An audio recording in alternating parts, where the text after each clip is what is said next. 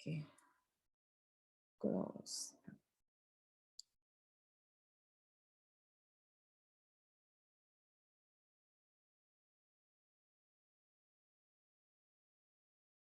Nah, apakah sudah bisa dilihat? Nah, ya, sudah ya. Nah, salah satu prinsip assessment center ya yang berbeda atau yang menjadi khas, eh, yang menjadi kriteria bahwa ini merupakan assessment center adalah adanya multiple simulation. Nah, ya hari ini kita akan mempelajari apa simulasi-simulasi apa sih gitu yang digunakan ya. Eh,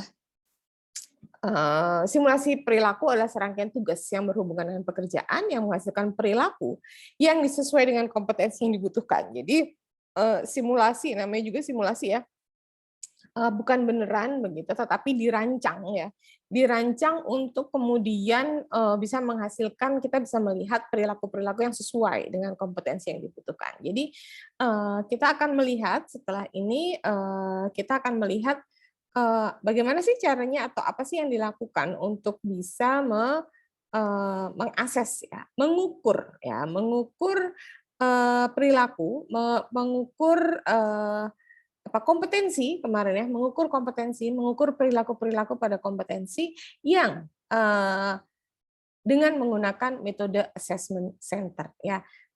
Tapi kayaknya kalau sekarang sudah beberapa kali pertemuan tentunya sudah nggak asing ya apa itu assessment center begitu. Kalau dengar itu sudah nggak bukan sesuatu yang baru begitu, bukan sesuatu yang berbeda gitu. Jadi sudah pernah kita eh, sudah pernah kita pelajari gitu ya, karena semakin lama assessment center ini semakin digunakan ya, semakin luas digunakan pada banyak kementerian gitu ya. Jadi kalau kalian nanti bekerja itu pasti ditanya gitu ya, apa tahu nggak assessment center, dan ini menjadi salah satu core ya, udah bisa dilihat ya, salah satu core dari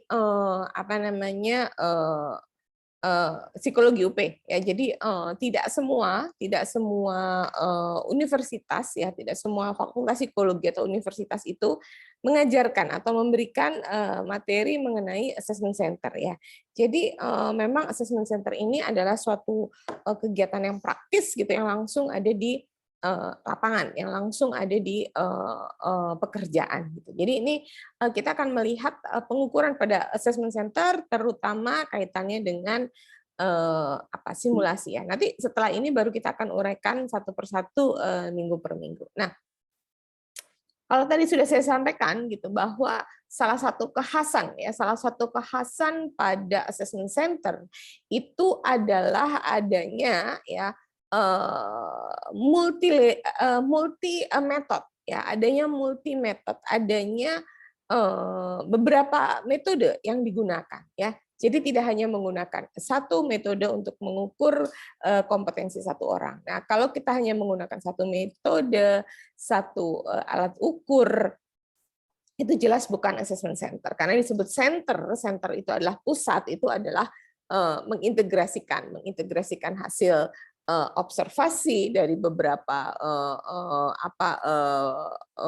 tantangan perilaku gitu, dari beberapa simulasi, merupakan integrasi dari beberapa asesor ya,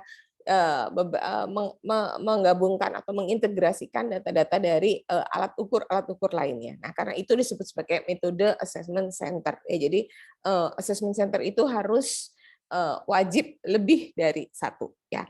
Nah, dalam assessment center ya, dalam pengukuran assessment center terdapat 3 poin penting atau 3 kegiatan penting yang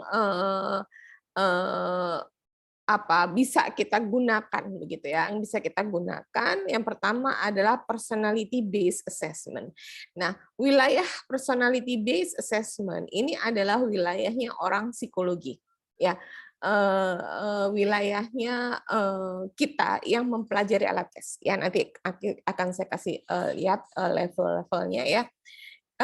Dia melihat ya, atau dia mengakses personal capabilities dan value, lebih kepada nilai-nilai ya, karakteristik.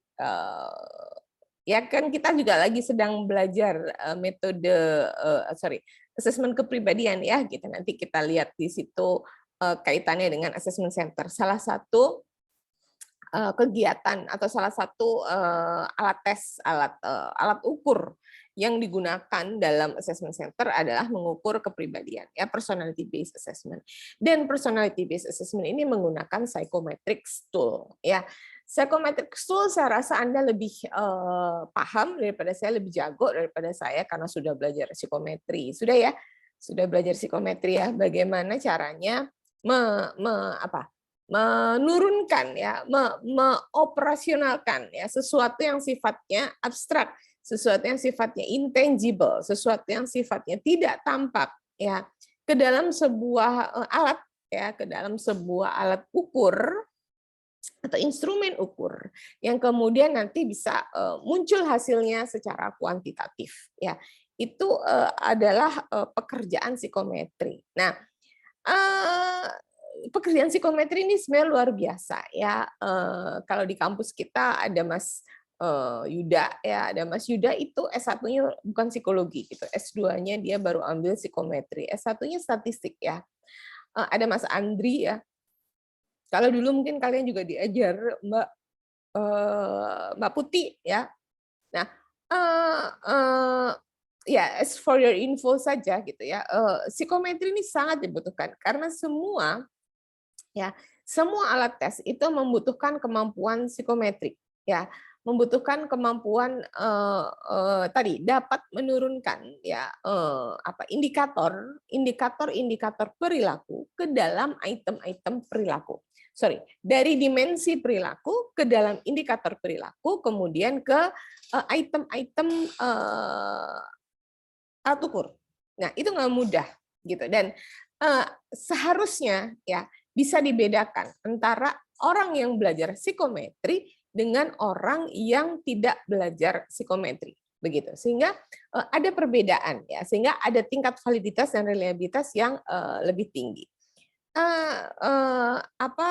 Saya baru saja mengisi kuesioner dari Mbak Naya sebagai awal dari disertasinya dia ya, dari S3-nya Mbak Naya tentang hoax ya, Mbak Naya itu tentang fake news dan hoax gitu, terutama pada pemilu. Itu pertanyaannya psikometris sekali gitu. Jadi orang tidak akan tahu gitu apa yang sebenarnya ditanyakan gitu, sehingga bisa reveal ya, bisa mengeluarkan, bisa tampak, bisa disimpulkan ya personal capabilities dan value-nya gitu ya. Beberapa hari yang lalu saya juga kalian sedang belajar ya, ini sedang belajar psikometri atau konstruksi alat ukur ya. Ada beberapa yang meminta expert judgment dari saya ya. Itu kan cara-cara yang kita gunakan untuk kemudian membuat sebuah tes psikometri ya. Nah, for your info, psikometrician di Indonesia itu sedikit sekali ya. Dan dulu Mas Yuda itu lulusan UI ya, Mas Yuda, Mbak Putih itu lulusan UI. Tapi sekarang di UI sendiri sudah tutup. Jadi tidak ada program magister psikometri. Yang ada adalah di UGM ya, psikometri. Padahal psikometri ini sangat penting. Ya, jadi kalau kalian tidak suka jadi psikolog ya, tidak suka jadi psikolog, atau tidak punya cita-cita jadi psikolog gitu ya, yang ngasong gitu ya, satu-satu dengan satu orang gitu ya, menjadi psikometrician itu menjadi satu peluang ya, menjadi satu peluang yang sangat baik, dan hampir semua dia digunakan pada hampir semua bidang gitu, tidak hanya bidang psikologi, hampir semua bidang. Saya sama Mas Yuda paling sering ngerjain employee satisfaction survey ya, 2 tahun ya, setahun atau 2 tahun yang lalu ya, kita ya mengajak mahasiswa juga, banyak mahasiswa dulu yang ikut ya, untuk survei kepuasan pelanggan jasa marga. Itu hampir seluruh Indonesia ya, Jawa, Bali, Sumatera, dan Manado waktu itu. Jadi kita melakukan survei. Nah, yang bikin alat ukurnya siapa? Yang bikin alat ukurnya saya sama Mas Yuda. Saya kasih konstruk psikologinya, Ya, beliau yang kemudian mengubah ya, mengkonstruksikan ke dalam sebuah tes psikometri ya, ke dalam sebuah alat ukur psikometri. Jadi sangat penting psikometri ini. Nah, itu tadi untuk dalam assessment center, psychometrician ini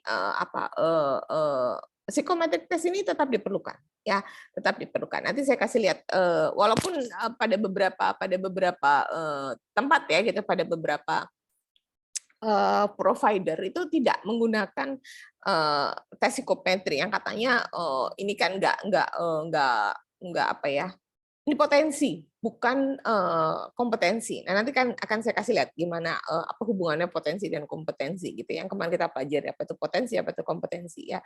Jadi assessment center yang betul gitu ya, assessment center yang sesungguhnya itu tetap menggunakan psychometric test ya. Nah, kemudian ada knowledge based assessment ya.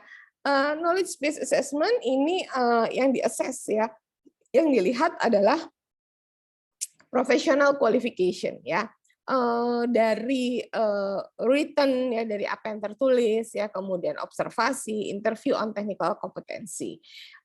Biasanya technical competency ini tidak dilakukan oleh orang psikologi, tetapi dilakukan oleh asesor kompetensinya teknis ya. Jadi selalu ada dua kompetensi kompetensi soft ya, kompetensi manajerial dan kompetensi teknis. Nah, kompetensi teknis ini biasanya kita tidak ikut-ikut. Nah, kompetensi teknis itu betul-betul diakses oleh orang yang paham kompetensi. Nah, yang terakhir adalah behavior based assessment. Nah, behavior based assessment biasanya mengakses managerial competencies ya. Apa saja yang dilihat dengan cara apa? Dengan cara menggunakan assessment center tadi, kemudian BEI ya, behavior event interview yang kemarin kita sudah pelajari sedikit ya, dan job simulation. Nah, job simulation ini yang hari ini akan kita bahas ada psikometri dan job simulation. Sementara wawancara BEI kemarin juga sudah kita bahas ya, nanti akan saya tambahkan sedikit mengenai beberapa contoh-contoh perilaku ya. Jadi ini pengukuran dalam assessment center. Nah, ini dia flow-nya sebenarnya ya. Ini flow-nya. Jadi seseorang itu ya, kita itu kalau sekarang ada di present ya, ada di saat ini. Nah, hal-hal yang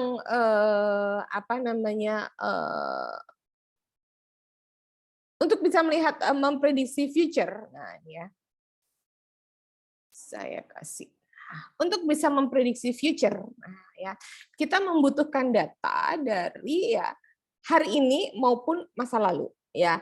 Untuk bisa mencapai future, kita bisa menentukan, kita bisa meramalkan masa depan, kita perlu melihat yang hari ini maupun yang masa lalu ya. Yang masa lalu gimana caranya gitu kita lihat. Nah, yang namanya interview. Ya, kita menggunakan interview ya, kita menginterview dengan untuk melihat hal-hal yang ada di masa lalu dengan prinsip STAR. Apa kemarin STAR? Situation, task ya. Situation, task, action, dan result. Jadi situasinya bagaimana ya, peran atau tugasnya si individu, si ases ini apa ya, action, perilakunya apa, tindakan apa yang dia lakukan, dan yang terakhir adalah result, hasilnya bagaimana. Nah, selalu dalam mengukur kompetensi ya, ini dalam pengukuran kompetensi yang kita tembak adalah STAR ya. Nah, ini yang saya akan berikan Anda lebih dalam tentang STAR ya minggu depan, agar Anda semakin tahu bagaimana sih cara mengakses perilaku dengan lebih valid gitu ya. Jadi bukan kira-kira gitu, bukan perasaan. Nah, ini sangat penting sebenarnya untuk juga melakukan penelitian-penelitian di bidang kualitatif ya. Beberapa mahasiswa melakukan penelitian bidang kualitatif untuk skripsi. Hasilnya adalah bukan wawancara atau bukan hasil penelitian yang objektif, tetapi hasilnya adalah laporan wawancara. Nah, padahal ya ada kelemahan-kelemahan dalam interview ya, di mana sangat sangat terjadi bias, sangat terjadi subjektivitas. Karena itu kita harus kembali ke STAR. Ya, harus spesifik ya, task ya, tugasnya apa ya, kemudian action-nya apa, dan result-nya bagaimana. Nah, ini untuk bisa kemudian menentukan ya. Nah, kemudian setelah dari interview atau untuk kita bisa melihat past ya, masa lalu, kita melakukan interview ya dengan STAR, dengan metode STAR. Nah, kemudian untuk yang hari ini ya, kita yang ingin kita lihat adalah psychological potential ya, potensi psikologisnya, dan performance-nya, bagaimana apa namanya yang dilakukan gitu ya. Nah, yang harus dilakukan ada dua, ada psychological measurement, pengukuran psikologis, dan ada performance appraisal. Nah, performance appraisal ini yang nanti menggunakan simulasi-simulasi. Sementara psychological measurement inilah yang menggunakan psikometri. Nah, jadi baik itu apa, dengan menggunakan metode assessment center, kita bisa melihat record ya, catatan pekerjaan orang di masa lalu pada pasnya. Kita juga bisa melihat potensinya ya, ini psychological potential di sini ya. Kemudian kita juga bisa melihat performance yang saat ini untuk menentukan future, untuk kita menentukan atau menetapkan apakah dia cocok atau tidak pada masa depannya. Nah, jadi ini adalah flow ya, adalah flow dari bagaimana sebuah proses assessment center itu berjalan. Nah, sekarang kita masuk ke psikometri ya. Kalau ini tadi, nah psikometri itu biasanya mengukur hal-hal yang sifatnya potensi psikologi, ya, psychological potential ya. Yang disebut potensi itu biasanya tidak muncul atau belum muncul ya, belum muncul menjadi satu perilaku. Kalau sudah muncul menjadi satu perilaku biasanya namanya performance ya. Nah, apa yang belum muncul? Yang belum muncul biasanya hal-hal yang sifatnya kepribadian gitu ya. Nah, tes psikometri ya are mental measurement devices. Jadi tes psikometri adalah ya alat untuk mengukur hal-hal yang terkait dengan apa yang ada di dalam diri atau mental measurement. Ya, jadi dia memang sifatnya mental measurement, dia bukan sesuatu yang sifatnya sudah ada atau yang sifatnya muncul seperti kompetensi atau performance. Ya. Nah, biasanya consist of series of quotient or items to which people respond. Ya, ini kan kalian juga membuat ya di mata kuliah psikometri atau di mata kuliah konstruksi alat ukur ya, itu kita menggunakan series of quotients ya, pertanyaan, questions or items. Jadi kita menggunakan beberapa pertanyaan atau item. Nah, di mata kuliah asesmen kepribadian kemarin ya kalian sudah mencoba ya. Asesmen kepribadian kita belum sampai kepada DISC, MBTI, EPPS belum ya. Tapi Anda sudah mencoba ya, Anda sudah mencoba kemarin yang saya berikan itu Jung ya, sanguinis melankolis itu ya, dengan tipikal kepribadian dari Jung gitu. Nah, itu Anda diminta ya, yang Excel yang kemarin saya buat ya, Anda diminta untuk mengisi ya item dengan respon tertentu. Nah, dengan Anda mengisi atau Anda memberikan respon pada pertanyaan-pertanyaan itu, maka Anda bisa dikategorikan, kepribadian Anda dikategorikan pada klasifikasi tertentu. Nah, pada hal penting juga pada psikometri ya, proper test ya, tes yang baik are well researched and standardized. Tes yang baik itu biasanya punya hasil-hasil penelitian dan standarisasi yang baik, so that they can be interpreted on a consistent basis. Jadi bisa diinterpretasikan dalam dengan dasar yang konsisten ya. Alat ukur terutama alat ukur yang sifatnya tes ya, alat ukur yang sifatnya inventory itu biasanya punya research dan standarisasi atau kita sebut biasanya sebagai dia punya norma ya, dia punya norma. Masih ingat ya tes-tes metode atau assessment bakat intelijensi itu ada normanya gitu. Nah, agak berbeda dengan projective teknik yang kemarin kita buat ya apa itu namanya tes grafis ya.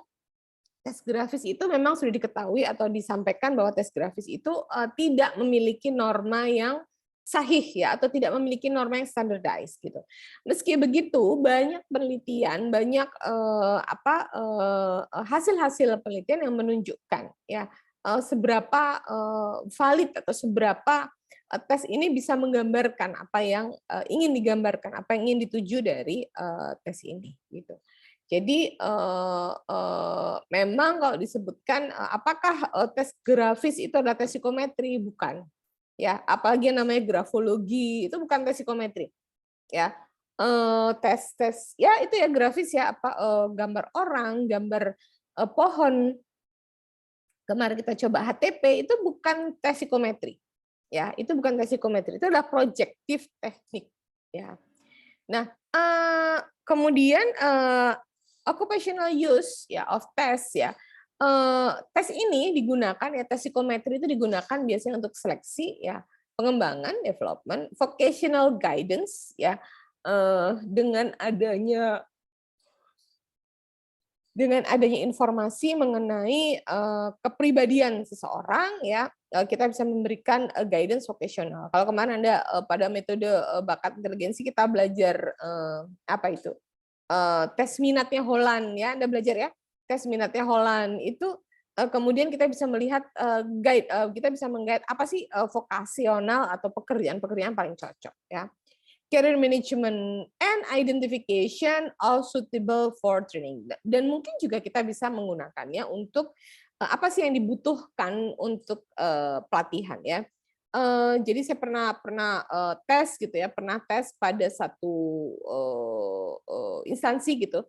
Kemudian semua itu jeleknya misalnya ya di kemampuan verbal gitu. Nah, ini bisa kita jadikan training gitu. Oh, ternyata teman-teman ini satu perusahaan ini atau satu unit kerja ini kurangnya adalah di kemampuan verbal. Nah, itu bisa kita gunakan untuk training. Jadi, hasil psikometri itu bisa digunakan untuk dasar TNA, dasar training need analysis ya. Anda tentu sudah belajar ya training need analysis dari mata kuliah PIO ya, mata kuliah PIO. Atau saya nggak tahu sekarang ada di mana ya. Itu sudah ada gitu ya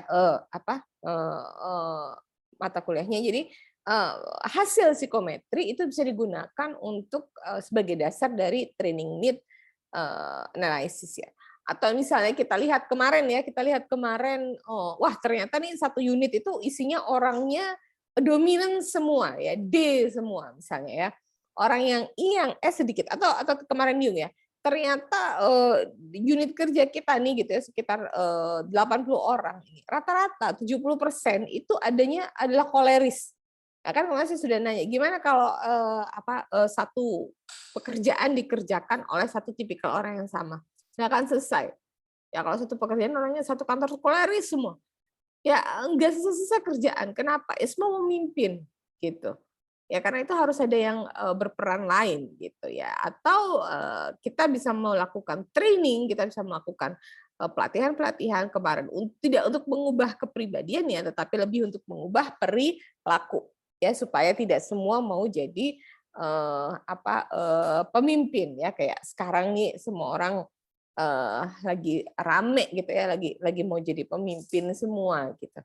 Nah, kemudian selain digunakan untuk occupational ya, tests are also used by professional workings in clinical and educational field. Jadi tes psikometri ya pasti digunakan juga oleh profesional atau orang yang bekerja di bidang pendidikan maupun bidang klinis. Nah, ini kan kita sudah tahu semua ya, ini kemarin juga sudah kita pelajari waktu semester lalu di metode bakat inteligensi, dan saat ini kita sedang belajar metode assessment kepribadian. Itu sebenarnya penggunaan alat tes ya, penggunaan psikometri di bidang klinis maupun bidang pendidikan ya. Jadi ini adalah poin-poin penting dari tes psikometri ya. Nah, apa aja sih tes psikometri itu? Sebenarnya kita tidak bisa sebutkan tes ya. Ada dua, ada yang tes, ada yang non tes. Disebut non tes itu kalau tidak ada jawaban yang betul ya. Yang disebut tes itu adalah kalau ada jawaban yang betul, ada jawaban betul salah, itu adalah tes ya. Nah, yang disebut non tes itu adalah jika tidak memiliki ya jawaban benar salah, dalam artian hasilnya itu biasanya tidak bisa dibandingkan satu sama lain ya, atau skornya adalah skor ipsatif. Jadi dia hanya bisa dibandingkan dengan dirinya sendiri. Nah, contoh tes psikometri yang banyak digunakan dalam assessment center adalah tes inteligensi dan tes aptitude. Nah, ini banyak sekali ya, banyak sekali tesnya. Nah, saya mau kasih lihat dulu bukunya ya. Ini ada saya punya 2 buku sebenarnya ya, yang nanti silakan bukunya saya taruh di LMS juga supaya nanti kalian bisa baca sendiri. Satu lagi mana?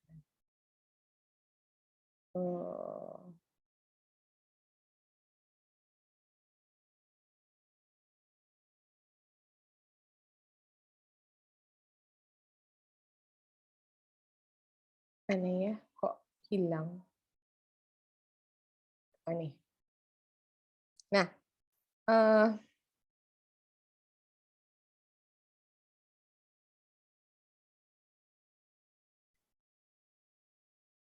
ya ini ada satu buku assessment center methods ya, yang sangat baik, yang sering menjadi acuan ya. Saya sering menggunakan acuan buku ini ya. Nanti ini saya punya e-booknya, jadi nanti Anda tinggal baca ya di e-book ini, begitu baik mengenai ini internet saya nggak terlalu bagus nih. Assessment methods and for recruitment ya, ini sangat bagus buat Anda kalau nanti Anda ingin jadi orang yang bekerja di HR gitu ya, kemudian banyak menggunakan metode assessment center, maka ini penting ya, A Manager's Guide to Psychometric Testing, Interview and Assessment Center. Nah, kalau kita lihat di sini, karena ini adalah buku dari luar ya, dari Inggris. Nah, itu kita lihat banyak tes-tes yang baru ya, banyak tes-tes yang baru yang mungkin kita belum ada atau kita tidak punya ya. Kita tidak punya karena ini adalah alat-alat tes yang digunakan di luar. Mana ya?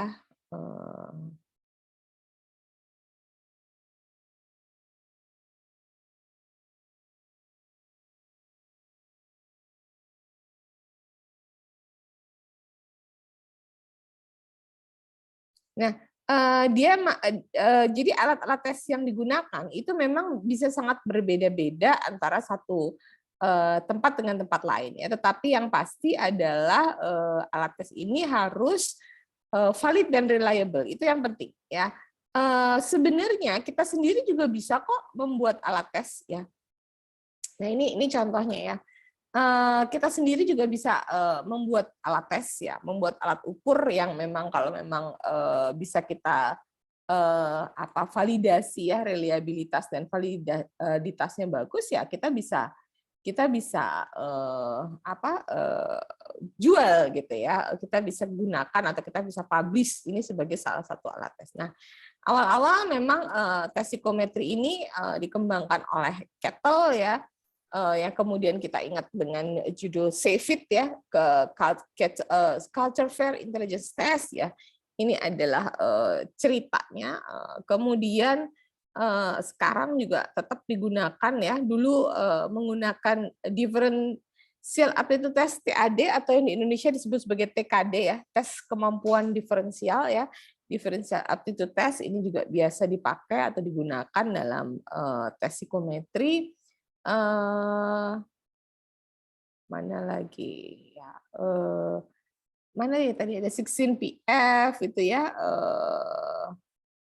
Itu juga banyak digunakan oleh banyak assessment center ya. Jadi alat-alatnya itu tidak saklek ya, tidak alatnya harus ini gitu, enggak ya. Oh ini dia alatnya, ini contoh di sini ya. Nah, dia menggunakan personality factor questionnaire ya, 16 PF kalau kita sebut di sini, biasanya kita gunakan 16 PF atau QPQ OPQ Occupational Personality Questionnaire ya. Banyak alatnya kalau kita mau gunakan ya. Bahkan ini ada color blindness test response ya, untuk bisa melihat apa dia color blind atau tidak, itu banyak sebenarnya. Ya, ini bisa kita gunakan. Yang pasti adalah alat-alat tes ini tidak saklek harus itu gitu. Yang penting adalah kembali kepada tujuan dari tesnya. Nah, ini adalah buku yang kedua yang kita gunakan ya. Saya juga menggunakan buku ini, A Selection of Assessment Methods ya. Ini nanti saya upload aja di LMS ya, apa itu assessment dan sebagainya. Ini juga sangat lengkap dan sangat bagus ya. Oke, ini sorry tadi saya belum share. Nah, ini adalah buku Selection Assessment Methods. Ini nanti juga akan saya upload ya. Ini buku mengenai selection ya, bagaimana menseleksi assessment methods dan sebagainya. Nah, kita kembali ke materi.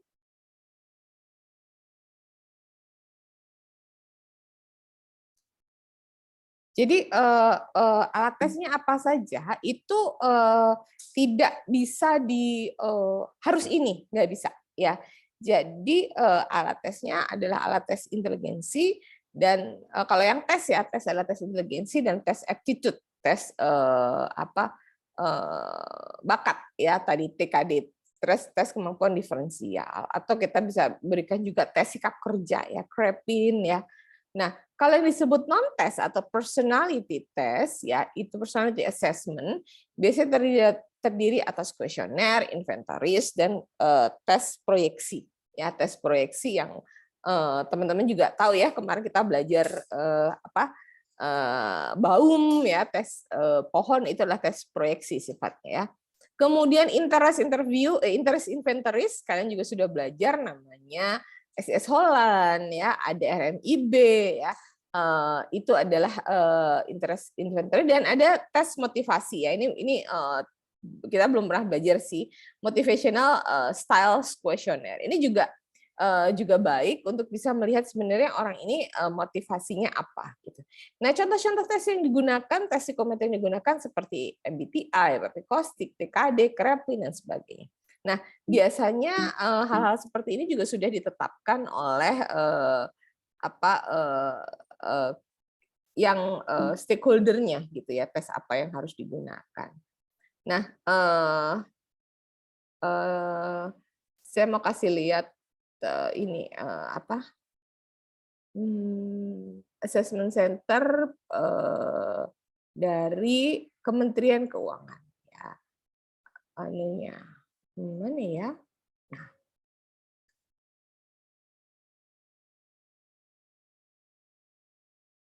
Nah, jadi di Departemen Keuangan atau Kementerian Keuangan ya, ini yang lama ya, Kementerian Keuangan itu tahun 2008 itu membuat sebuah peraturan ya tentang assessment center. Jadi Kementerian Keuangan salah satunya yang pertama-tama menggunakan metode assessment center untuk seleksi ya, untuk terutama sebenarnya untuk remunerasi, untuk peningkatan dan sebagainya. Nah, kalau kita baca di sini juga cukup jelas gitu ya, nanti apa saja yang harus digunakan ya. Ini perencanaannya, metodenya, asesornya.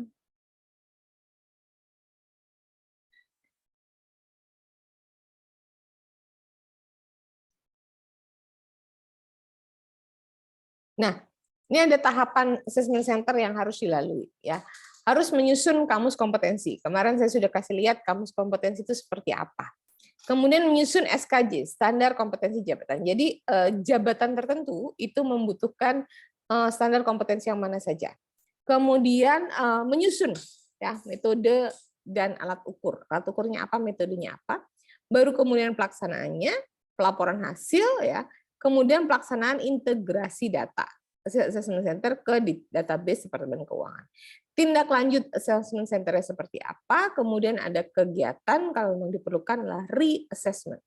Jadi assessment itu hasilnya hanya valid 2 tahun, 2 sampai 3 tahun. Nah, kalau Anda merasa tidak puas dengan hasil yang pertama, kemudian Anda bisa melakukan tindakan-tindakan untuk memperbaikinya, dan kemudian Anda siap untuk diassess, maka bisa dilakukan reassessment ya, dan penyimpanan berkas. Nah, ini kamus kompetensi ya. Saya nggak usah lihat kan kamus kompetensi, nanti Anda bisa baca sendiri. Yang saya mau kasih, nah ini penyusunannya ya. Metode assessment center adalah suatu cara yang dilakukan untuk menggali dan mengukur kompetensi dalam pelaksanaan assessment center. Alat ukur assessment center adalah alat yang digunakan untuk mengukur kompetensi. Ya. Nah, dia ada 3 metode dalam assessment center. Yang pertama, inventory digunakan untuk memahami potensi dan kompetensi. Kemudian simulasi, ya, melakukan suatu aktivitas berkaitan dengan tugas real, ya. Dan assignment, metode evaluasi dan memberikan penugasan. Jadi ada tugas, ada simulasi, dan ada inventory.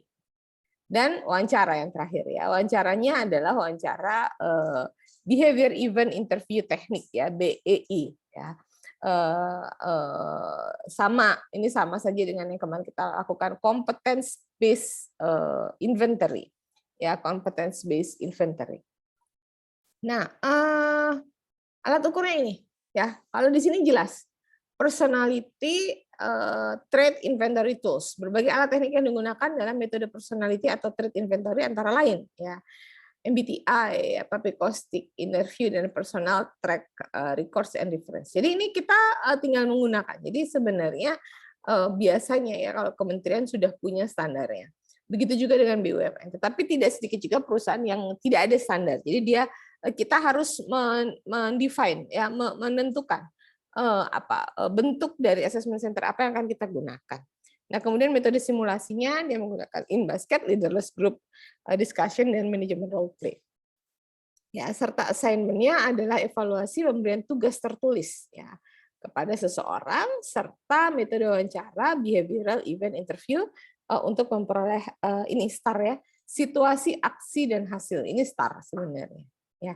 Jadi ini contoh dari SK ya yang digunakan, SK Assessment Center yang digunakan di Kementerian Keuangan. Nah, kalau tadi kita menggunakan alat ukur atau kita menggunakan tes psikometri, maka harus ada kualifikasi. Nah, ini saya merujuk ya kepada British Psychological Society atau BPS ya. Kok nggak merujuk ke apa namanya HIMSI sih Mbak? Ya karena HIMSI-nya ini kadang nggak terlalu clear gitu ya sebenarnya mana yang boleh yang mana yang tidak ya. Nah, di BPS, British Psychological Society ya, jadi seorang psikolog itu tetap harus mendapatkan sertifikat. Ya, ada yang sertifikat E, ada yang sertifikat B. Ya. British Psychological Society kemudian melakukan ya pengujian kompetensi kepada psikolog ya, kepada psikolog yang kemudian dia bisa memberikan sertifikasi, yaitu BPS Certificate of Competence in occupational testing. Jadi memang khusus di occupational ya. Nah, di Indonesia ini yang agak lucu itu ya, psikolog anak bisa mengakses orang dewasa, psikolog orang dewasa bisa mengakses anak ya. Jadi nggak jelas gitu sebenarnya maunya apa gitu ya, agak-agak kemana-mana gitu. Kalau bisa semua dikerjain. Nah, ini yang sebenarnya nggak betul ya. Nah, jadi yang pertama ada yang level A. Ya, level A itu adalah qualified people ya. Orang yang berkualifikasi ya dalam penggunaan ability, aptitude, and attainment instrument. Jadi tes-tes yang bersifat tes kemampuan, ya tes bakat dan tes yang attainment itu prestatif ya, tes yang sifatnya prestatif ya.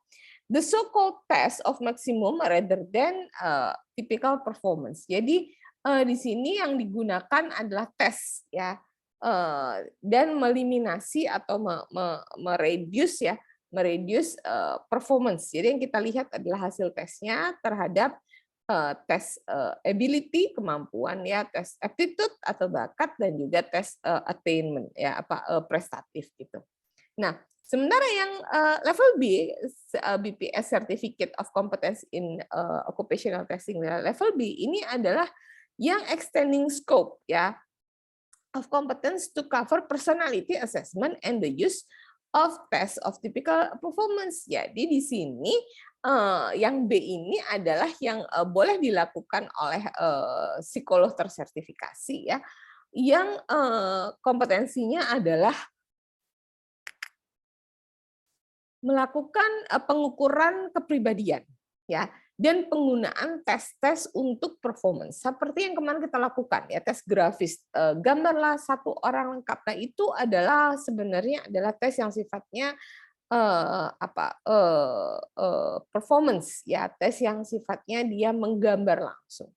Nah, apa sih tugasnya gitu ya? Tugas dari orang yang disertified itu tugasnya apa aja sih gitu. Yang pertama adalah defining assessment need. Jadi apa sih sebenarnya kebutuhan assessment-nya? Apakah kita untuk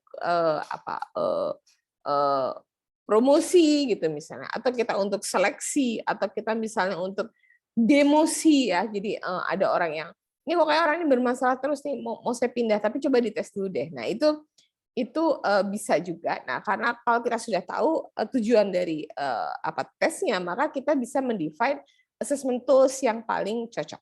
Jadi mana sih assessment tools ya, alat-alat ukur atau alat-alat instrumen psikologis apa yang kita bisa gunakan untuk mendefine ya, untuk memunculkan perilaku-perilaku sesuai dengan kompetensi.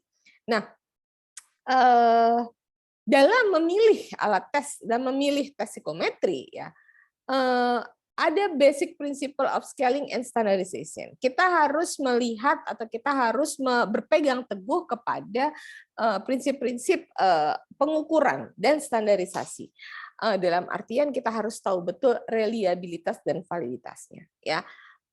Beberapa apalagi sekarang ya online itu beberapa alat ukur, beberapa alat tes itu dengan mudah bisa diakses oleh siapapun di internet gitu ya.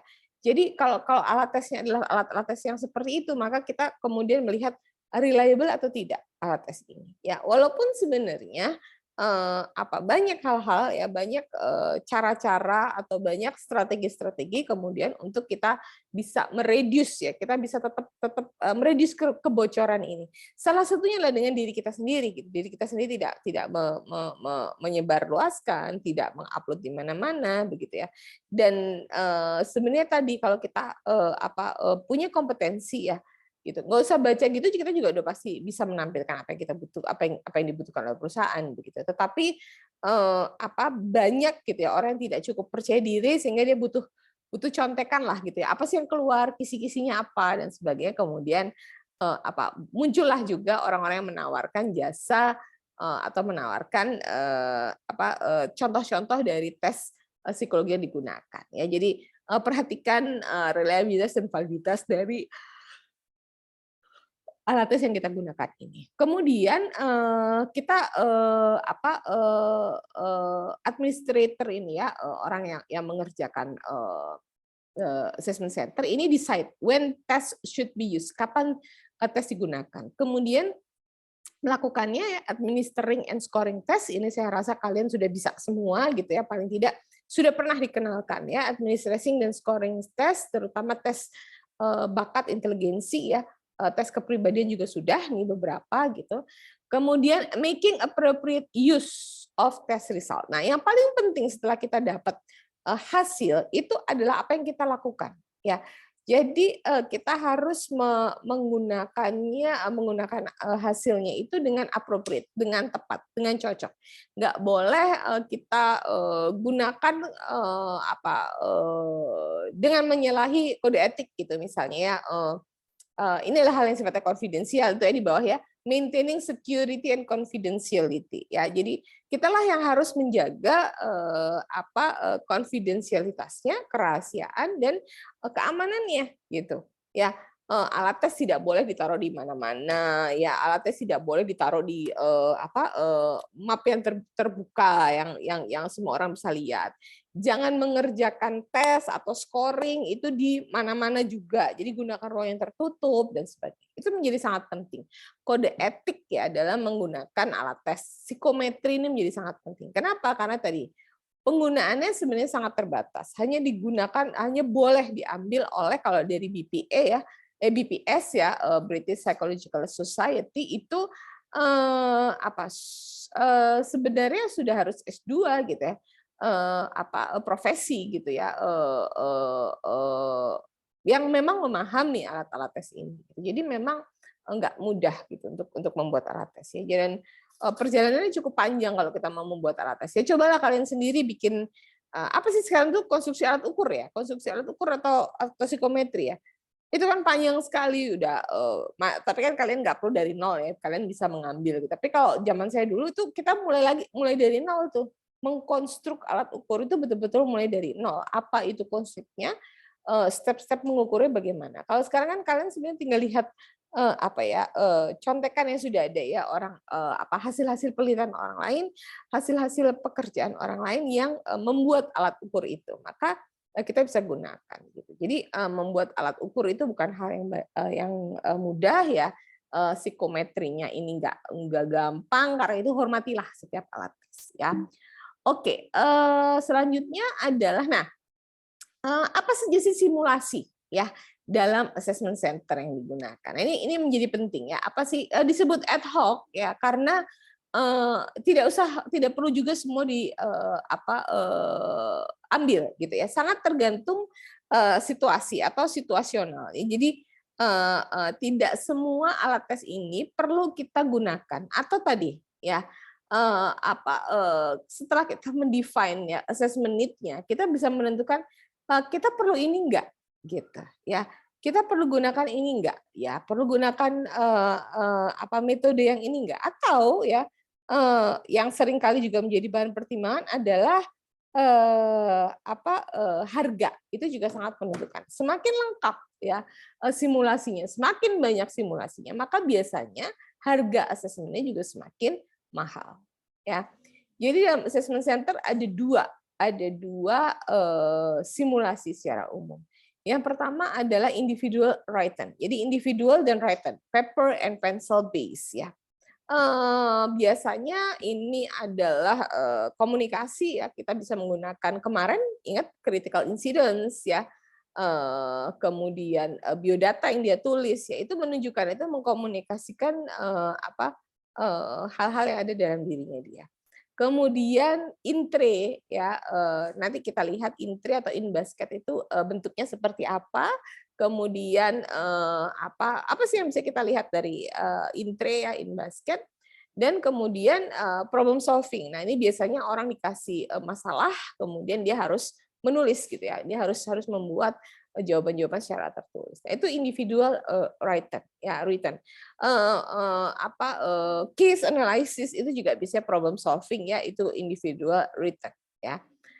Yang kedua adalah yang sifatnya interaktif, bukan individual ya. Interaktif itu ada interaktif yang individual ya, misalnya presentation ya, jadi hanya dengan antara si asesi dengan asesor ya, atau presentasi di depan manajer-manajernya, secara asli di perusahaan gitu ya, atau presentation-nya ini dengan kelompoknya yang ikut tes juga gitu ya, misalnya kelompok teman yang ikut dalam kegiatan assessment centers juga gitu ya, atau presentasinya hanya berdua dengan asesornya. Ya ini sangat sangat tergantung ya, sangat tergantung atau sangat situasional karena itu disebut sebagai ad hoc ya. Nah, kemudian individual juga dengan interview ya. Kemarin kita sudah belajar dan nanti kita akan tambahkan interview. Nah, selain individual, interaktif ini juga dengan grup ya. Dalam grup itu ada business game ya. Business game ini adalah kegiatan-kegiatan ya yang dirancang sedemikian rupa agar ya si asesi ini kemudian bisa menunjukkan atau bisa menampilkan perilaku-perilaku bisnisnya. Contoh bisnis game itu misalnya dia harus bersama dengan kelompok, dia harus membuat pabrik ya dan atau misalnya membuat jembatan gitu ya, membuat jembatan dikasih modal tapi dia juga tidak boleh rugi dan sebagainya, itu namanya bisnis game ya. Atau kalau saya suka kadang bikin apa tuh namanya lipatnya burung gitu ya, bagaimana membuat sebanyak-banyaknya burung yang bisa dijual gitu ya. Kira-kira burungnya itu pura-puranya itu ada pesawat gitu ya. Nah, itu bisnis game ya. Kemudian ada yang namanya grup task ya, tugas kelompok bisa assign role, jadi tugas kelompok di mana seseorang ini sudah ditugaskan, di-assign atau non-assign ya. Kalau non-assign bisa kita sebut sebagai leaderless group discussion. Nah, ini adalah beberapa contoh dari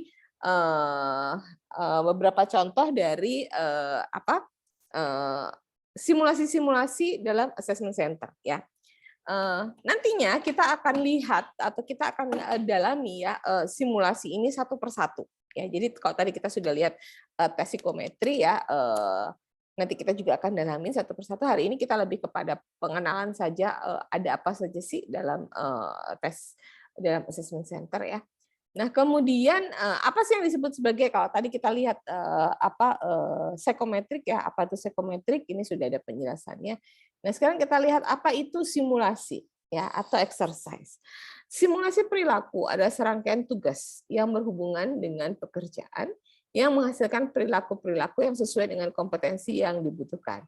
Jadi disebut sebagai serangkaian tugas. Jadi ada beberapa jenis tugas ya yang berhubungan dengan perilaku yang menghasilkan perilaku-perilaku yang sesuai dengan kompetensi yang dibutuhkan. Jadi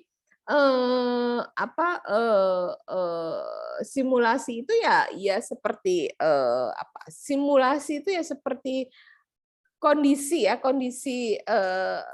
kerja yang dimanipulasi, dibuat gitu ya, dibuat mirip atau serupa dengan kondisi kerja yang dihadapi ya.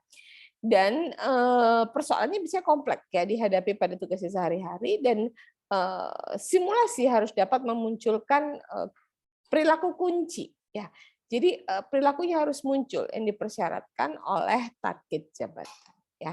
Ini adalah simulasi. Nah, dari simulasi yang single pada tahun 20-an kemudian muncul yang namanya group exercise. Group exercise adalah saat simulasi ini dilakukan secara bersama-sama ya, berkembang menjadi leaderless group discussion. Nah, simulasi. Nah, ini adalah simulasi-simulasi dalam assessment center. Yang pertama adalah leaderless group discussion. Nah, ini nanti saya akan jelaskan satu persatu ya, atau kita akan belajar satu persatu. Kita akan belajar satu persatu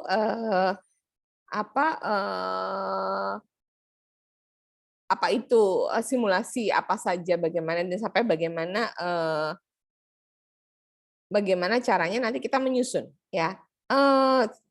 Satu juga yang juga menjadi menjadi lapangan pekerjaan ya, menjadi lapangan pekerjaan. Kalau kalian suka psikologi tapi nggak suka jadi psikolog, nggak suka ketemu orang yang ngobrol-ngobrol gitu, Anda bisa menjadi penyusun ya, penyusun simulasi. Nah, penyusun simulasi itu juga kerjaannya banyak dan mikir ya. Nanti saya kasih lihat beberapa contoh leaderless group discussion ya. Jadi pada leaderless group discussion itu sekelompok orang ya, sekelompok asesi ya bisa 5 sampai 6 ya. Biasanya 6 itu sudah banyak ya, karena di leaderless ini yang kita butuhkan adalah mereka saling bicara gitu, saling berdiskusi ya. Jadi kalau udah 7 orang ini nanti banyak yang nggak ikut diskusi, karena itu biasanya 5 itu udah paling banyak ya. Sekelompok asesi diminta untuk mendiskusikan suatu topik mengenai masalah yang berkaitan dengan suatu pekerjaan yang aktual. Jadi pekerjaan yang dia hadapi. Dalam berdiskusi, kelompok tersebut tidak diperkenankan menunjuk pemimpin atau membentuk struktur organisasi. Ya, pada dasarnya tidak diperkenankan. Tetapi biasanya ya dalam kelompok kita langsung bisa lihat siapa nih yang mulai duluan, gitu. Atau ada orang yang, yaudah deh saya yang notulen ya, saya nyatet, gitu. Ya itu kelihatan sekali. Gitu. Nah, kalau kita sedang sedang ikut ya dalam assessment center, nah berusaha untuk tampil untuk menjadi pemimpin atau menjadi orang yang berkontributif. Gitu. Kenapa? Karena biasanya disinilah yang kita dinilai. Gitu, ya.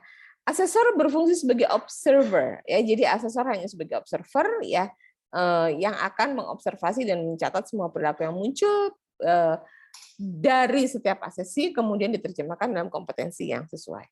Saya akan kasih lihat contoh leaderless group discussion ya. Akan saya kasih lihat contoh soal LGD ya, yang sederhana maupun yang agak rumit gitu ya. Ini adalah contoh yang sederhana.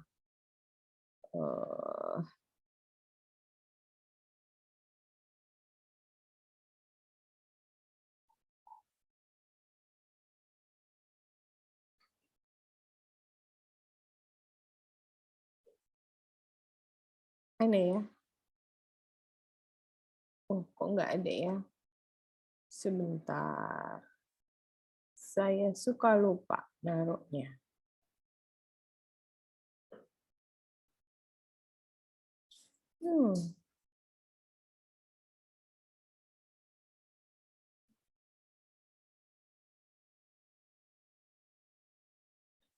Nggak ada.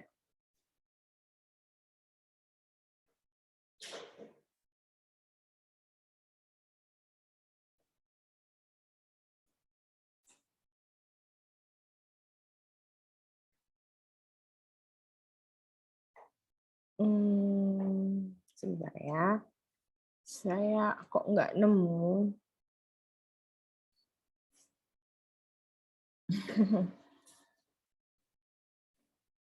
Suka gitu deh, suka lupa ditaruh di mana.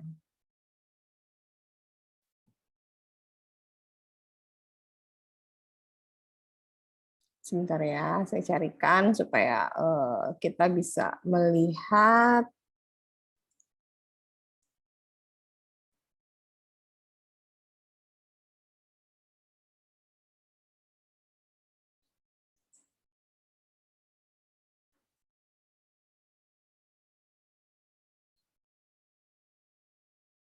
Kok tidak ada ya?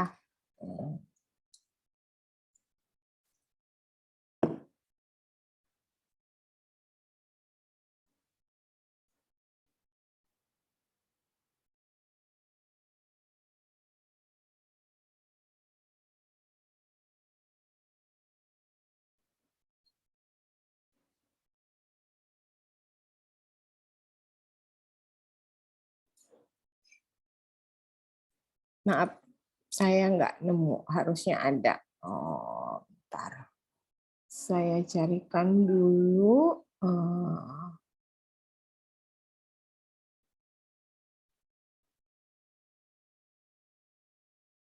Ini dia. Oke. Nah, ini salah satu contoh ya, disebutnya MI, sama saja sebenarnya. Manajemen interaksi ya. Sama saja sebenarnya. Isinya adalah soal ya. Ini soal leaderless group discussion ya. Ini penjelasannya, nama saya adalah Auli Grasinta dan sebagainya. Nah, ini contoh soalnya. Ya.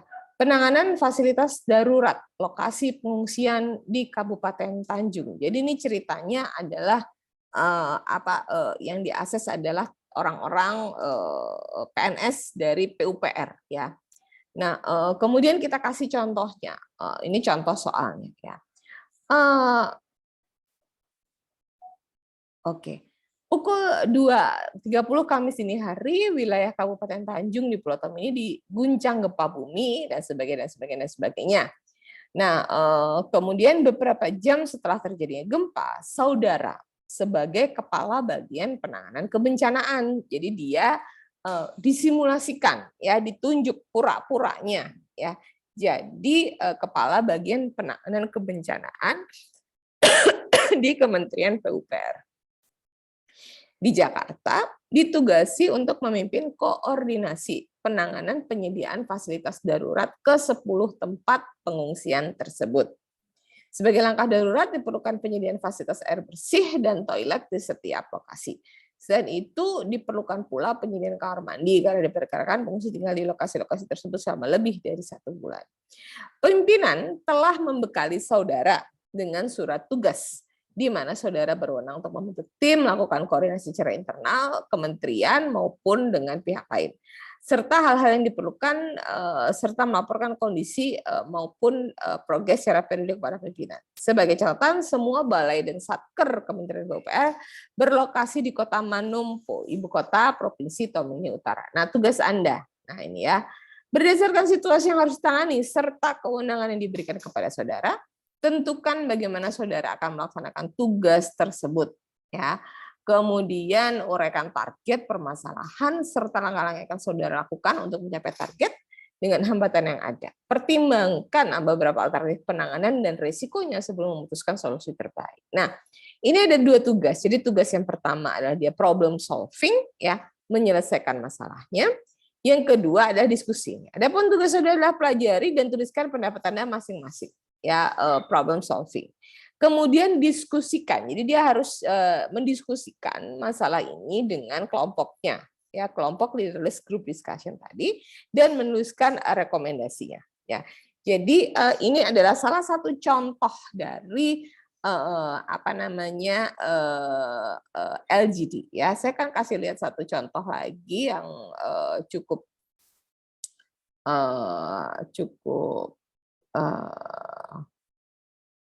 jelas, ya. Ini mana ya aku?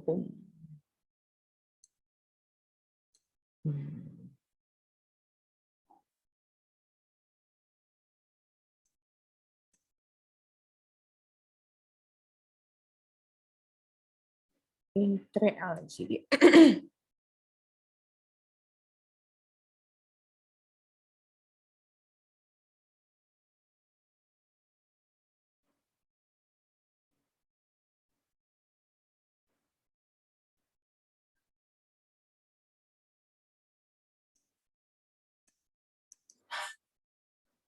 Oke, ini juga salah satu contoh LGD, ya. LGD biasanya di LGD ini kebetulan saya yang membuat, ya, ini untuk PUPR, ini untuk Angkasa Pura, ya, ini untuk Angkasa Pura 1, ya.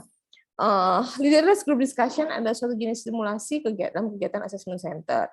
Ya, LGD tadi dari 3 kunci, yaitu ada diskusi, ya, bukan wawancara bincang-bincang, dilakukan secara kelompok dan individual dan tanpa pemimpin. Nah, jadi ini tugasnya. Kemudian peserta, ya, syarat dari LGD adalah adanya masalah, ya, permasalahan atau kasus yang membutuhkan pembahasan dalam kelompok. Setiap asesi diharapkan bisa mempertahankan pendapat secara logis dan memberi argumentasi serta mempengaruhi anggota kelompok lain. Kesepakatan dalam diskusi dicapai tanpa proses pengambilan keputusan atau voting. Ya, pada LGD peserta diminta untuk terfokus mencari solusi atau pembicaraan masalah topik disajikan. Namun demikian dalam proses assessment center tujuan utamanya adalah pengamatan atau observasi pada proses diskusi itu sendiri. Jadi sebenarnya tujuan dari LGD ini bukan untuk mendapatkan hasilnya seperti apa gitu, apa sih gitu, ya, kesimpulannya, tetapi lebih kepada proses yang terjadi pada saat diskusi. Apakah orang ini mau mendengarkan orang lain, apakah orang ini punya ide, apakah orang ini mampu menyampaikan ide dalam pikirannya dengan cara yang bisa dipahami oleh orang lain gitu ya. Apakah dia ngeyel gitu, apakah dia pasif, diam saja. Itu semua kelihatan pada saat LGD. Kita bisa lihat semua pada saat LGD. Ada orang yang mulai menggebu-gebu kayak Pak, kalau kita sebut sebagai tong kosong nyaring bunyinya gitu ya. Sepertinya menggebu-gebu mengarahkan, tapi sebenarnya nggak ada apa-apanya gitu. Sementara ada orang yang nggak terlalu ingin tampil, tapi masukan-masukan itu berbobot. Nah ini semua bisa kita lihat pada saat LGD ya. LGD-nya nanti kita akan perdalami juga mendalam ya. Ini salah satu contoh lagi ya, salah satu contoh. Nah ini kebetulan ini saya berani buka karena ini juga saya yang bikin gitu ya. Jadi kita dikasih peran gitu ya. Saudara adalah seorang manajer layanan di PT Angkasa Raya yang ditugaskan di Bandar Seruni di timur Indonesia 2 minggu yang lalu. Visi dari PT Angkasa Raya adalah menjadi penghubung dunia yang lebih dari sekedar operator bandara dengan keunggulan layanan yang menampilkan keramah-tamahan khas Indonesia. Ini harusnya Indonesia ya. Kemudian Bandara Seruni adalah bandara bla bla bla bla gitu ya. Permasalahannya ada masalah SDM ya. Inilah masalah SDM, misalnya SDM-nya belum punya customer service orientation ya. Kemudian seringnya ada penundaan atau pembatalan maskapai karena kendala cuaca ya. Hal ini sering menyebabkan petugas front office harus menghadapi komplain ya, bahkan diperlakukan tidak menyenangkan oleh calon penumpang. Kemudian gedung ya. Jadi kalau tadi dari masalahnya masalah SDM, yang kedua adalah masalah layanan langsung, yang ketiga adalah masalah fasilitas ya, bangunan tua yang terbatas dan tidak telah banyak perusahaan sana sini. Penumpang sering mengeluhkan kondisi toilet kurang layaknya musola dan kebutuhan ruang tunggu seperti restoran, toko souvenir hingga colokan listrik. Nah, kemudian jadi ini tadi SDM, kemudian layanan, kemudian sarpras, dan yang terakhir adalah hubungan dengan masyarakat. Beberapa tokoh masyarakat melalui anak buahnya melakukan okupansi di bandara agar penumpang yang turun menggunakan kendaraannya dengan harga sewa yang tinggi. Ini seringnya kita lihat di bandara-bandara, terutama di bandara-bandara timur gitu ya. Berapa kali terjadi pemaksaan pada penumpang sehingga menimbulkan tidak nyamanan dari penumpang dan melaporkan pengamamannya ke Yayasan Lembaga Konsumen Indonesia sehingga kasusnya menjadi viral ya. Nah, Anda, General Manager Bandara Seruni meminta saudara untuk membuat prioritas pengembangan yang dapat dilakukan dalam jangka waktu 1 tahun terkait peningkatan pelayanan untuk mendukung program pemerintah daerah. Mengingat semua program membutuhkan anggaran, tidak semua dapat dipenuhi. Mengingat hingga saat ini Bandara Seruni masih menerima subsidi dari kantor pusat. Nah, ini tugasnya. Ya. Buatlah ranking prioritas pengembangan bandara dalam 1 tahun ke depan. Jelaskan alasan saudara memilih prioritas tersebut, bicarakan dalam kelompok ranking prioritas saudara. Ya, jadi nanti yang jadi pembahasan itu rankingnya yang mana gitu ya, mana yang mau jadi diprioritaskan terlebih dahulu.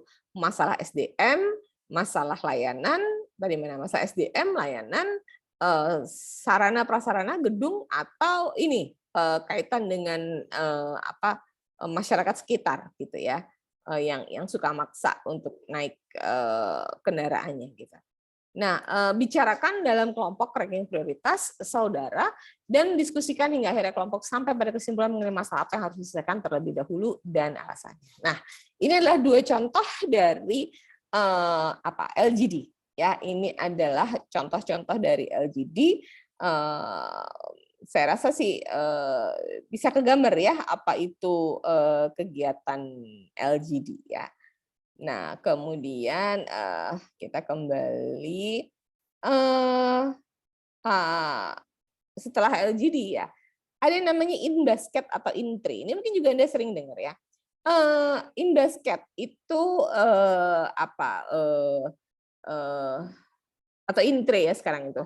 Kalau kita lagi di kantor tuh ya, kalau kita lagi di kantor di ruangan gitu, sering kan ya kalau kita ke toko buku tuh ada kayak tray ya, kayak susunan gitu ya, susunan tray ya, susunan nampan gitu untuk surat ya. Jadi yang atas biasanya surat masuk, yang tengahnya surat keluar gitu ya, yang bawah itu di pending gitu, yang biasanya tiga lapis gitu ya.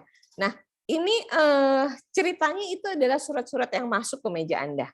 Ya, surat-surat yang masuk ke meja Anda ini harus diselesaikan. Ya, permasalahan manajerial yang disajikan dalam bentuk tertulis yang dialami dalam situasi nyata di pekerjaan, di mana ACC diminta untuk menyelesaikan masalah tersebut. Ya, jadi kalau Anda bekerja gitu, kalau Anda ngantor, tuh tiba-tiba datang setumpuk surat. Nah, setumpuk surat ini biasanya kita taruh di basket, di keranjang yang belum dikerjakan ya, atau di tray kalau sekarang ya. Kalau sekarang tuh kayak IKEA gitu ada tray gitu ya. Mana surat masuk, mana surat keluar. Ini harus diselesaikan gitu. Ya, harus diselesaikan. Nah, ini written ya, bukan kalau yang tadi leaderless group discussion ini biasanya adalah buat written sedikit, kemudian dia lebih kepada interaktif ya, interaktif dan grup ya, interaktif dan grup. Ini tadi ya, ini ya assign role atau non assign role ini tadi apa leaderless group discussion tuh biasanya non assign role ya. Nah, kalau intre itu sifatnya individual dan written ya. Individual written. Intre atau in basket ini individual atau written. Kayak apa sih gitu ya? In basket itu seperti apa? Saya akan kasih contoh ya. Contoh in basket itu intre simulation. Saya kasih aja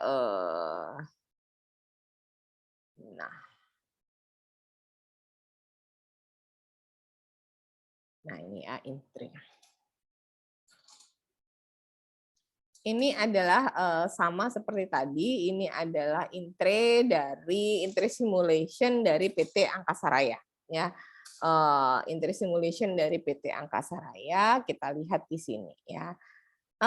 Instruksinya adalah selama 90 menit ke depan Anda berperan ya sebagai saudara Budiman Sasongko, seorang manajer di PT Angkasa Raya di kantor pusat. Kepada Anda diberikan sekumpulan berkas atau kita sebut sebagai intre ya, sekumpulan bekas yang Anda dapatkan dari Direktur HRD PT Angkasa Raya. Kepada Anda juga diberikan bahan berikut, ada situasi saat ini, struktur organisasi dan kalender bulan Agustus 2029. Ini ceritanya 2029. Dalam kegiatan ini, tugas Anda harus meliputi organisasi tugas, pemecahan masalah, komunikasi secara tertulis ya.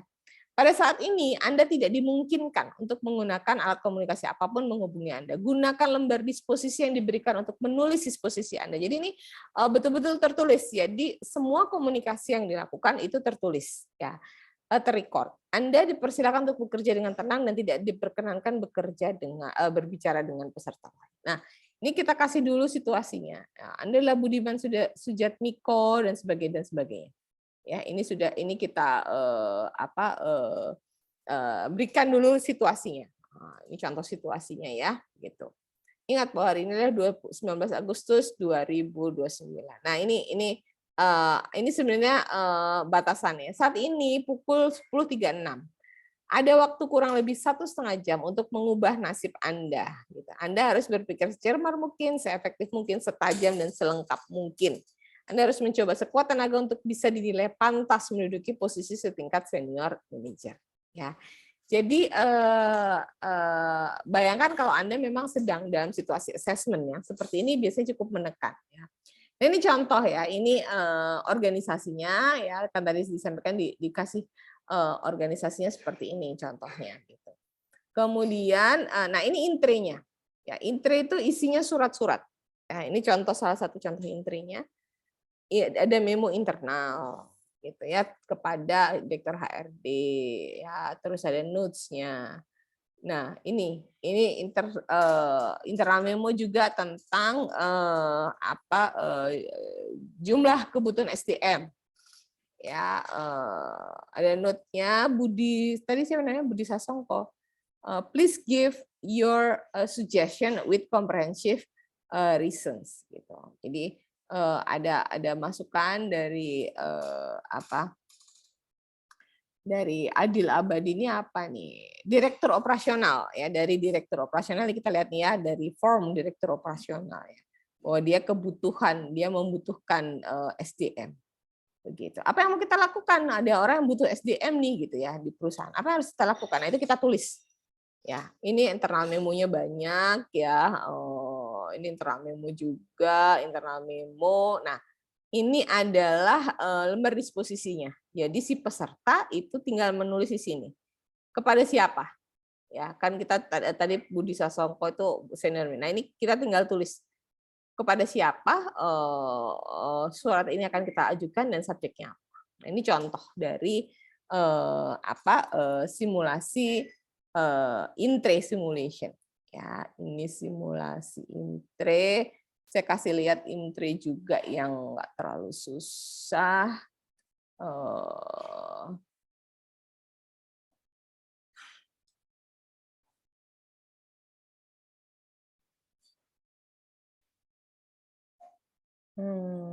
Mana ya intre ya?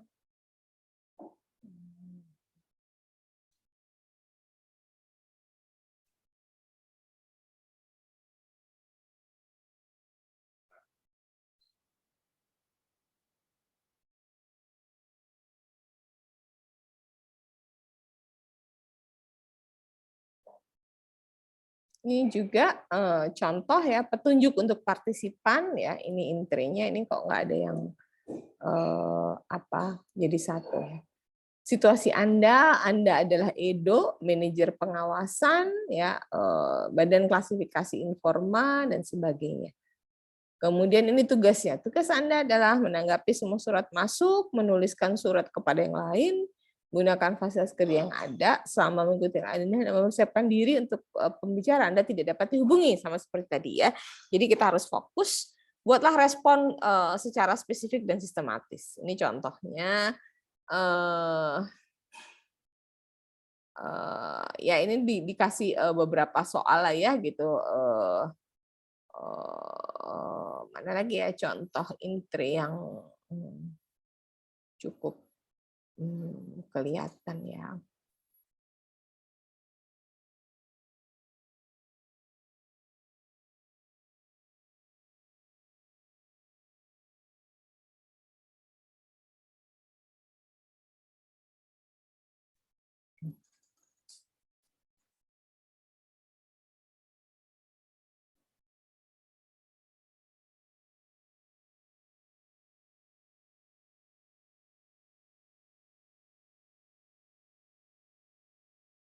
Ya, ini contohnya adalah seperti tadi ya, kita dapat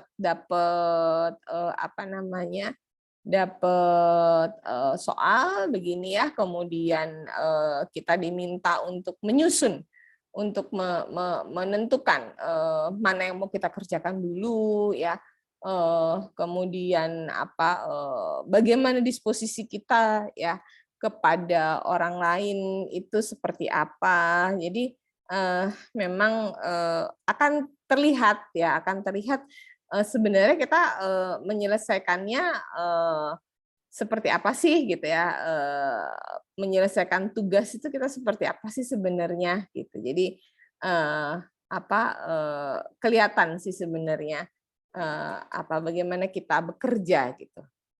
Ya. Nah memang capek sih ngerjain itu ya, bikin soalnya capek, kemudian bikin soalnya capek, kemudian ngerjainnya juga capek gitu ya, ngerjain itu bisa 1 jam begitu itu capek ya.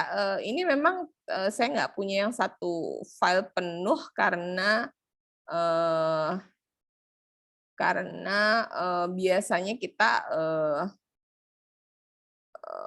kita kalau intre itu kita biasanya lepas satu-satu ya. Ini salah satu contoh lagi ya. Kita nggak jadi dikasih di binder begitu ya. Bindernya itu bisa kita copot satu-satu supaya dia bisa menyusun contohnya. Hari ini hari Minggu tanggal 18 April 22Y dan sebagainya ya. Setelah dilantik Anda menghadapi masa orientasi jabatan. Uraian singkat ini dikasih. Nah, ini contoh-contoh. Ya, contoh-contoh intrinya apa? Ini surat ini. Nah, ini agenda kerja ya. Kita kasih agenda kerjanya apa di sini. Kemudian struktur organisasi pasti ya, struktur organisasi. Dan kemudian nah ini mulai dari sini. Memo ini apa namanya yang harus kita selesaikan ya.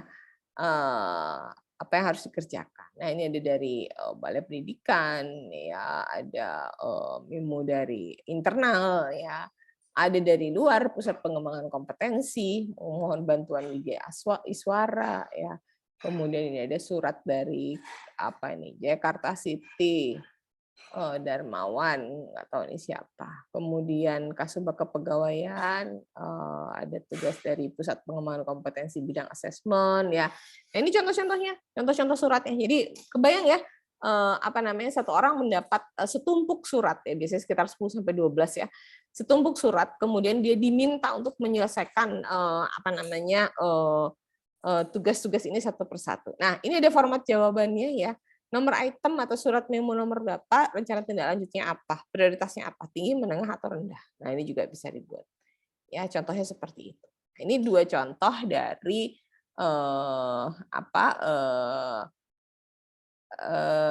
intre ya, in basket. Jadi kebayang ya, intre in basket itu seperti apa ya. Paling tidak kalian sudah tahu. Nah, yang selanjutnya adalah manajemen role play. Nah, role play ini adalah di mana kita bermain peran ya, bermain peran, kita melakukan peran-peran tertentu ya, kemudian bermain perannya ini bisa ya antar asesi dan asesor biasanya sehingga bisa juga antara asesi asesor, bisa juga antar asesi kita coba, bisa juga adalah satu orang yang memang jadi role player. Nah, pekerjaan role player ini juga banyak anak psikologi gitu ya. Jadi misalnya ketika ada suatu kerjaan assessment yang cukup besar gitu ya, saya sering diminta sama teman gitu, ini doang role player gitu, role player. Kenapa? Karena nanti si asesor hanya akan menjadi observer. Nah, kita berperan sebagai role player sesuai dengan tuntutan tugasnya. Nah, di sini apa sih di manajemen role play itu seperti apa? Asesi dituntut untuk memerankan posisi ya jabatan tertentu serta berespons terhadap masa yang dihadapi sesuai dengan tuntutan skenario yang dibuat. Asesor berfungsi sebagai observer yang akan mengobservasi dan mencatat semua perilaku yang muncul dari setiap asesi untuk kemudian diterjemahkan ke dalam kompetensi yang sesuai. Jadi role play, bikin permainan pura-pura gitu ya. Saya kasih lihat contoh role play itu seperti apa. Saya juga ada beberapa.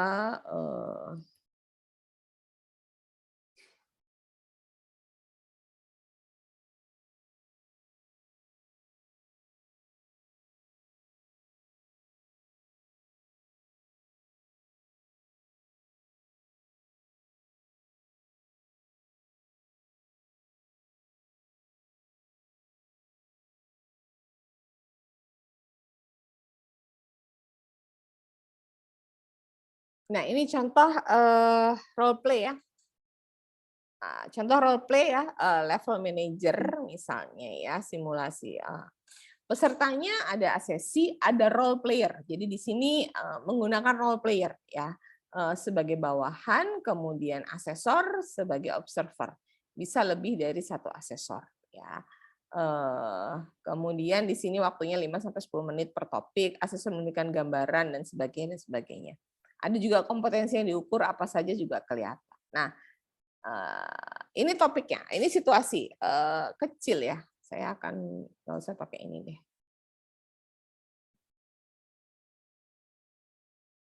Nah, ini lebih kelihatan ya. Nah, contoh. Nah, ya, ini kita minta untuk si asesi untuk melakukan. Ya, misalnya contohnya seperti ini. Saudara memimpin rapat rutin di awal minggu dan dihadiri oleh 4 orang bawahan langsung saudara. Tugasnya apa? Tugasnya silakan peragakan saat saudara melakukan briefing dengan bawahan pada saat rapat teknis mingguan. Nah, jadi ada si role player-nya jadi bawahannya, kemudian si asesi ini kita minta untuk memimpin rapat. Itu contoh. Ya, kemudian teguran. Bawahan tersebut usianya 10 tahun di atas saudara dan telah bekerja selama lebih dari 13 tahun di Angkasa Pura I. Nah, tugasnya adalah bagaimana caranya, silakan peragakan saat saudara memberi teguran kepada bawahan saudara melakukan pelanggaran prosedur kerja atau pelanggaran SOP yang bisa berdampak merugikan perusahaan. Jadi kita minta dia untuk memberikan teguran kepada bawahan, ya bawahannya lebih tua daripada dia 10 tahun gitu. Nah, kita lihat bagaimana cara dia kemudian menyampaikan hal ini. Nah, itu contoh yang teguran. Nah, motivasi gitu ya. Motivasi juga ya. Seorang bawahan saudara sebenarnya adalah orang yang memiliki konduit terbaik dan potensial, tetapi karena kalah dalam seleksi manajemen, ia tidak lolos untuk mengikuti sebuah pelatihan di London, Inggris. Saat ini ia dalam kondisi tidak bersemangat dan kinerjanya pun menurun. Ia bahkan sudah memiliki niat untuk keluar dari PT Angkasa Pura I. Nah, sebagai atasan, ya tugas Anda adalah silahkan peragakan saat saudara memberi dorongan semangat kepada bawahan saudara. Nah, ini tentunya harus ada role player-nya gitu ya, ada role player-nya dan asesi. Jadi role player-nya berperan sebagai bawahan ini. Gitu. Terus dia nggak semangat kerja dan sebagainya. Jadi nanti akan ada skenario gitu ya, akan ada dramanya gimana. Yang terakhir adalah contohnya adalah berita tidak populer. Karena kondisi bisnis yang menurun dan reorganisasi, terpaksa perusahaan melakukan beberapa rotasi. Salah satu bawahan saudara yang potensial dan dekat dengan saudara terpaksa dirotasi ke suatu tempat dan posisi yang kurang menyenangkan. Di sana tidak ada lembur dan lokasinya jauh dari kantor pusat. Silahkan peragakan saat saudara harus menyampaikan keputusan manajemen yang tidak populer ini kepada bawahan saudara. Nah, ini hal yang nggak mudah ya. Kalau kita jadi atasan, terus kita harus menyampaikan berita yang tidak enak kepada bawahan kita, itu bukan hal yang mudah ya, bukan hal yang menyenangkan. Karena itu kita buat role play nih. Jadi kita tahu gimana sih sebenarnya kalau dia ngasih tahu gitu ya. Bagaimana sih kondisinya ketika dia menyampaikan hal-hal seperti ini tuh gimana caranya? Apakah dia bersikap agresif gitu ya? Apakah dia bersikap malah dia yang sedih gitu ya? Itu adalah beberapa yang seperti itu gitu ya. Beberapa orang yang akhirnya tidak bisa gitu ya kemudian menyampaikan hal tersebut karena nggak tega dan sebagainya. Jadi itu salah satu contoh role play ya. Saya masih punya lagi nggak ya role play ya, contoh role play. Ada sih beberapa tapi kok saya nggak nemu. Bentar. Harusnya ada.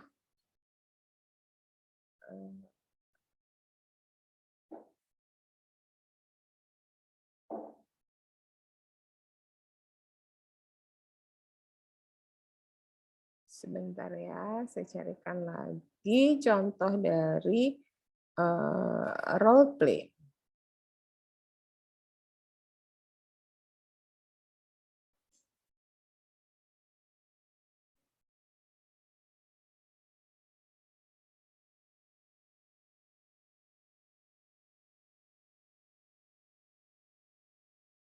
Nggak ada tuh.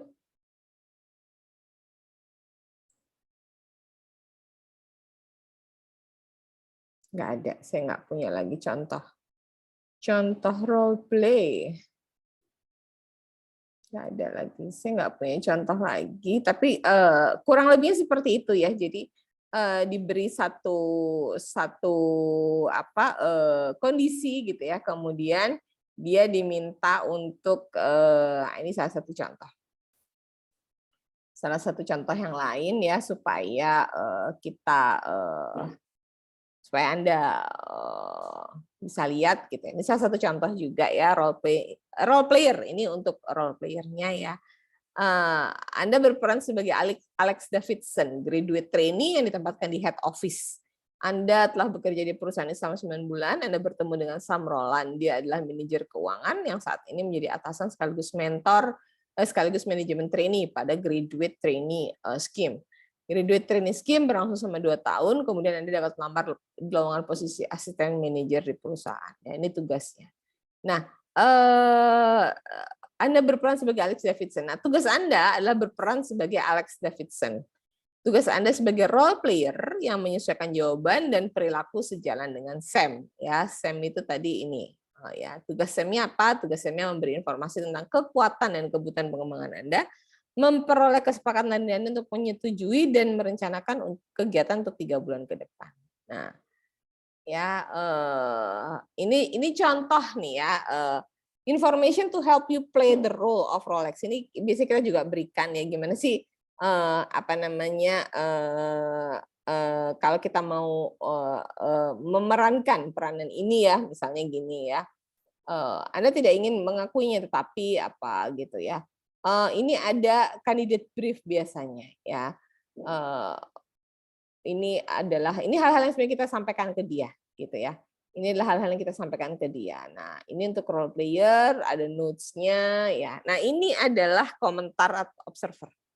Nah, ini adalah catatan yang dilakukan oleh observer. Apa sih yang harus apa sih yang hal-hal apa yang muncul, respon-respon apa yang muncul dari role player ya mengenai tugasnya. Nah, ini sebenarnya komentar observer inilah yang nanti kemudian digabungkan atau diintegrasikan dalam laporan ya. Mengetahui sepenuhnya isi role play, kebutuhan kembali pada briefing role play, seberapa sering ragu-ragu ketika ditanya dan sebagainya. Ya, ini bisa kita masukkan atau kita tinggal isi sebenarnya di sini, isinya apa. Ya, ini contoh juga ya. Jadi itu contoh-contoh dari role player, dari apa namanya role play ya tadi role play. Kemudian nah yang terakhir adalah case analysis and presentation. Nah, case analysis and presentation ini sama dengan in basket ya ini tadi, sama dengan in basket. Case analysis biasanya di problem solving. Ya, nah interaktifnya individual biasanya di presentation. Maksudnya di sini individual presentation itu biasanya tadi ya saya sampaikan bisa seseorang ini presentasi di depan asesor saja, bisa juga presentasi di depan teman-teman sesama asesi ya, sesama asesi, bisa juga harus langsung di depan BOD, gitu ya, di depan atasannya langsung yang memang bertanggung jawab atas kegiatan ini, itu bisa juga ya. Itu kalau suruh interview itu suruh presentasi di depan BOD-nya langsung tuh biasanya wah itu tegang gitu ya. Jadi ini dia masuknya adalah untuk problem solving-nya adalah individual return ya, return untuk penyelesaian masalah, presentasinya ada di interaktif ya. Jadi ini kalau kita lihat di pemisahannya. Case analysis. Tugas tertulis di mana setiap asesi diminta untuk menganalisa dan mencari solusi terhadap suatu kasus yang diambil dari situasi nyata dalam pekerjaan. Tugas tersebut kemudian dipresentasikan di depan asesor untuk dinilai. Jadi ada satu kasus, satu case begitu ya, kemudian asesi diminta untuk melakukan analisa. Tidak saja analisa pada beberapa tugas ya itu bisa sampai dengan membuat yang namanya kalau kalian tahu ya namanya action plan gitu ya. Itu juga bisa digunakan ya, kemudian action plan, proposal ya, proposal itu juga kadang diminta untuk membuat proposal ya. Jadi tujuannya memang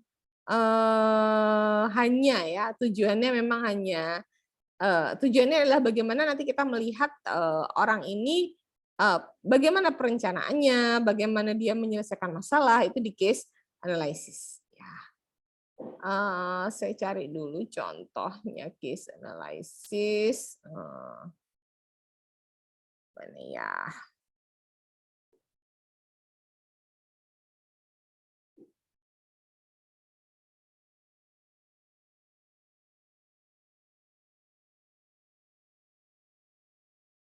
Kok nggak punya ya? Harusnya saya punya.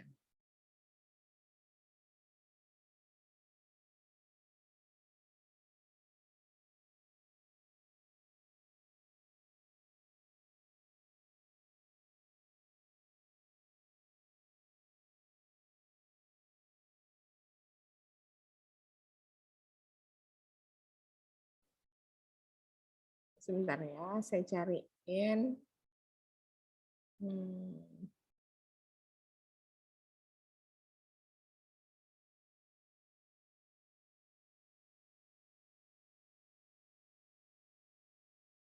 Hmm.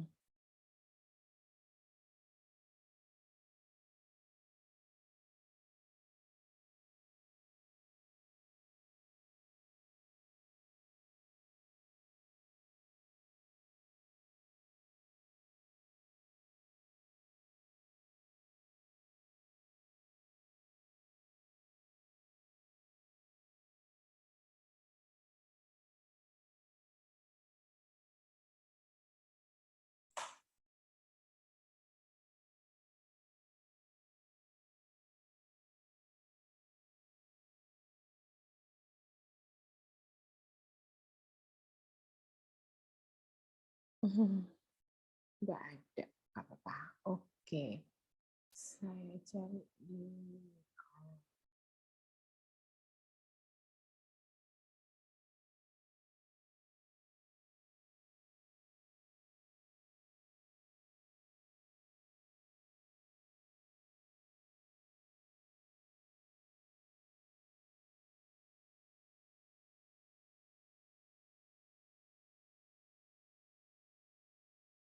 Ini contoh analisa kasus ya. Mana ya? Analisa kasus.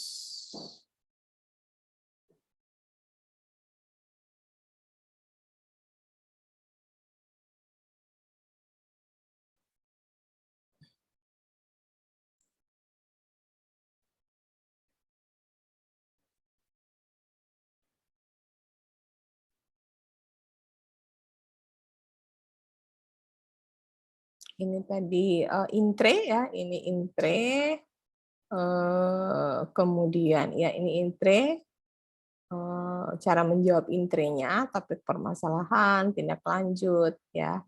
Kemudian ini intre. Nah, ini juga tadi ya observer ya. Observer bisa mencatat ya hasil-hasil intre di sini ya di lembaran seperti ini. Ini intre, masih intre. Saya coba cari yang analisa kasus. Biasanya analisa kasus cukup nah ini analisa kasus ya. Analisa kasus cukup banyak ya. Asesi case analysis adalah bentuk latihan membahas kasus ya, bentuk simulasi terutama mengungkapkan kemampuan analitis sintesis ya, analisis sintesis. Kemudian asesi dihadapkan pada satu permasalahan dalam bentuk kasus tertentu, di mana asesi diminta untuk melakukan identifikasi masalah terhadap kasus tersebut, serta memberikan rekomendasi. Jadi ini sebenarnya intinya membaca, kemudian diminta untuk menyelesaikan. Ya, nah biasanya cukup panjang ya. Ini contohnya ya. Ini contoh dari analisa kasusnya ya. Ini cukup banyak persoalannya ya. Saudara berperan sebagai konsultan manajemen yang diminta menyelesaikan permasalahan angkasa raya. Ya, ini ada sejarahnya angkasa raya, pengantarnya, ya banyak sekali ini. Kita harus baca. Ini dia harus baca sampai selesai ya. Harus baca kasusnya gitu ya. Nah ini kalian bisa membuat kalau yang kayak gini. Ini kita bisa bikin sebenarnya. Ya ini kebetulan saya bikin ya sumber daya manusia masalahnya apa saja. Nah ya ini soalnya saja ada beberapa halaman ya, ada 10 halaman yang harus dibaca, termasuk ikhtisar keuangan.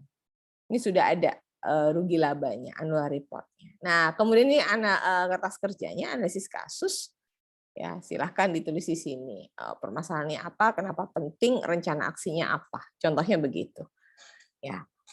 Tuliskan 10 permasalahan yang sudah lihat pada buku persoalan PT Angkasa Raya sesuai analisa permasalahan Anda dan masalahnya apa, kenapa penting, kemudian rencana aksinya apa. Kita tulis di sini. Action plan-nya apa? Rencana aksi itu action plan ya. Rencana aksi yang mau kita tulis apa. Nah, kemudian ini adalah lembar observasi scoring. Nah, biasanya ini analisis kasus inilah yang kemudian dijadikan bahan presentasi gitu. Nah, untuk presentasi nanti ada form penilaian tersendiri lagi seperti ini. Ya, ini keluar nggak apa namanya customer fokusnya keluar nggak? Ini kompetensi ya. Customer fokusnya keluar nggak? Drive result-nya keluar nggak? Seperti itu. Nah, ini contoh ya. Ini analisis kasus yang kedua juga cukup banyak ini ya. Tuh keuntungan dan sebagainya. Ini contoh saja nih, contoh dari analisis kasus ya. Sangat banyak. Ya. Ini contoh analisis kasus atau case analysis ya. Saya kok nggak dapat lagi ya. Analisis kasus.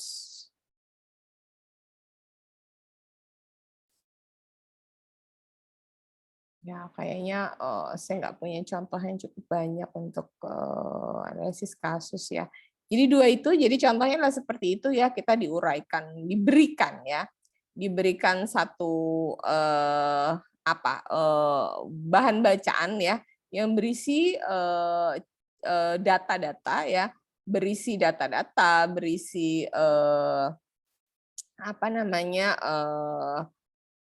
fakta-fakta yang harus kita pelajari. Nah, setelah kita pelajari, baru kemudian kita membuat yang namanya action plan.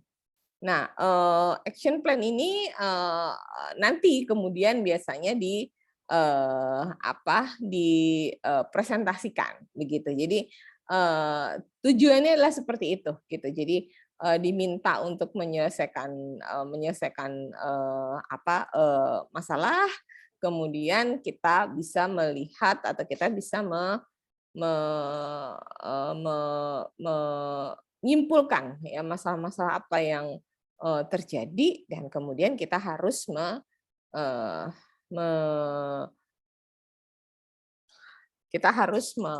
mempresentasikan gitu. Jadi ini contoh-contoh dari ini Kemkumham mana ya? Saya seharusnya punya ya yang gampang ya. Contoh yang gampang.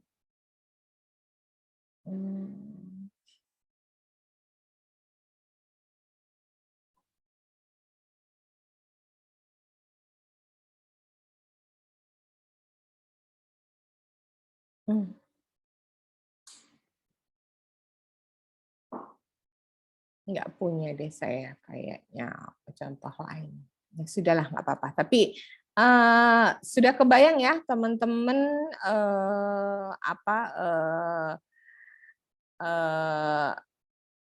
kira-kira apa saja case analysis yang harus lakukan gitu ya, apa yang harus di analisa kasusnya seperti apa, yang harus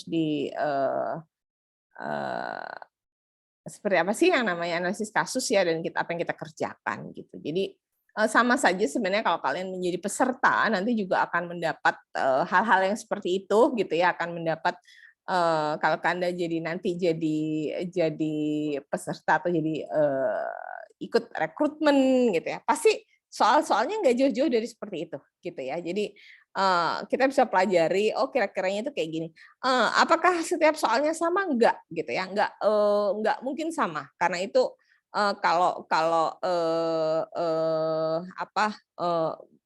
Mbak boleh nggak kasih contohnya?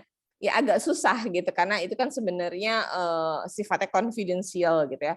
Sifatnya confidential dan terus kalau kita mau pada setiap assessment itu pasti akan berubah lagi.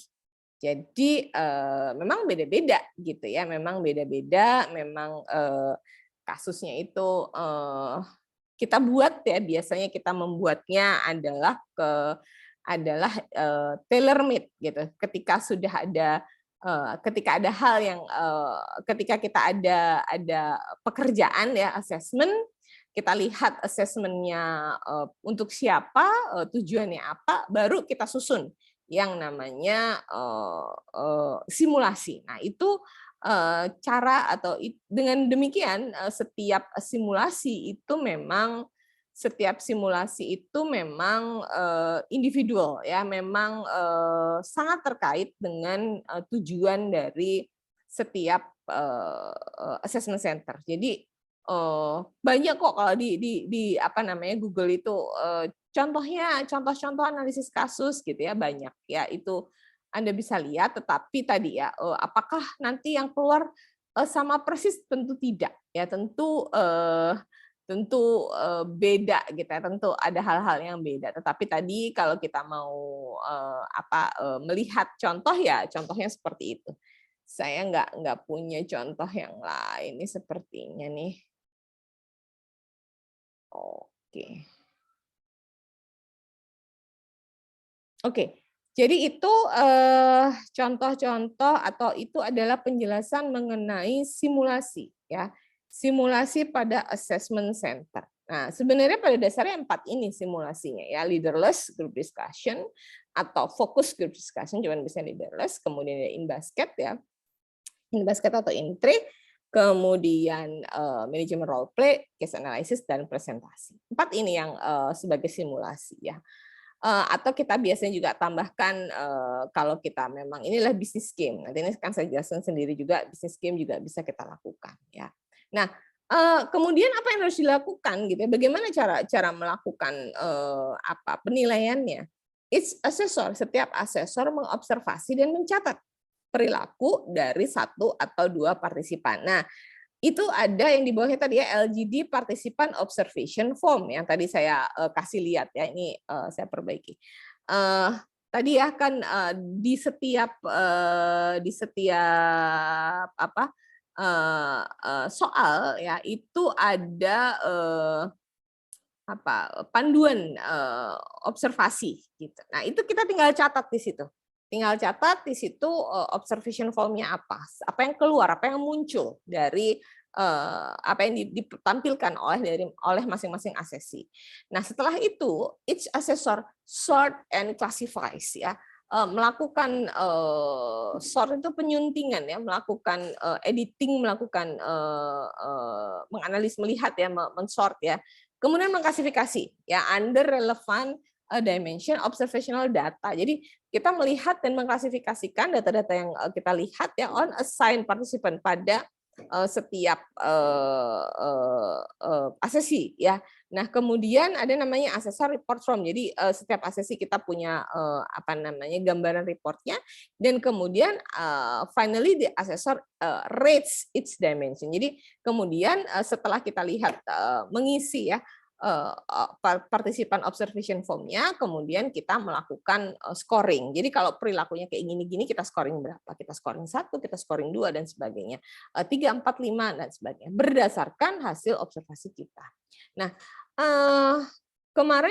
kemudian selama assessor discussion of an individual participant, jadi apa sih yang dilakukan pada saat partisipan kemudian kita apa sih yang dilakukan asesor ya saat berdiskusi tentang setiap partisipan ya. Setiap asesor akan ini sebenarnya pada saat proses integrasi ya. Setiap asesor akan membaca ya